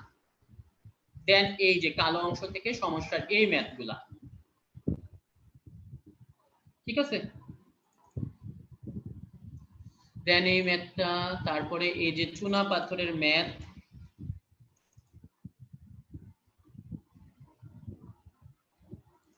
চুনা পাথরের এই ম্যাথগুলো আমরা আশা করি করেছি। এখানে আরো কিছু দেখো, 95% চুনা calcium carbonate, 85% calcium carbonate, STP এসএটিপি, এইটা আমরা শর্টকাট একটা নিয়ম তোমাদেরকে বলে দিয়েছি। দাগানো এই কয়টা ম্যাথ করবা। এটাও চুনা পাথরের ম্যাথ। দেন আয়তনের যে ম্যাথগুলা, গ্রাম পরিমাণ বের করার ম্যাথ, মোল সংখ্যা বের করার ম্যাথ, এগুলো আমরা করেছি।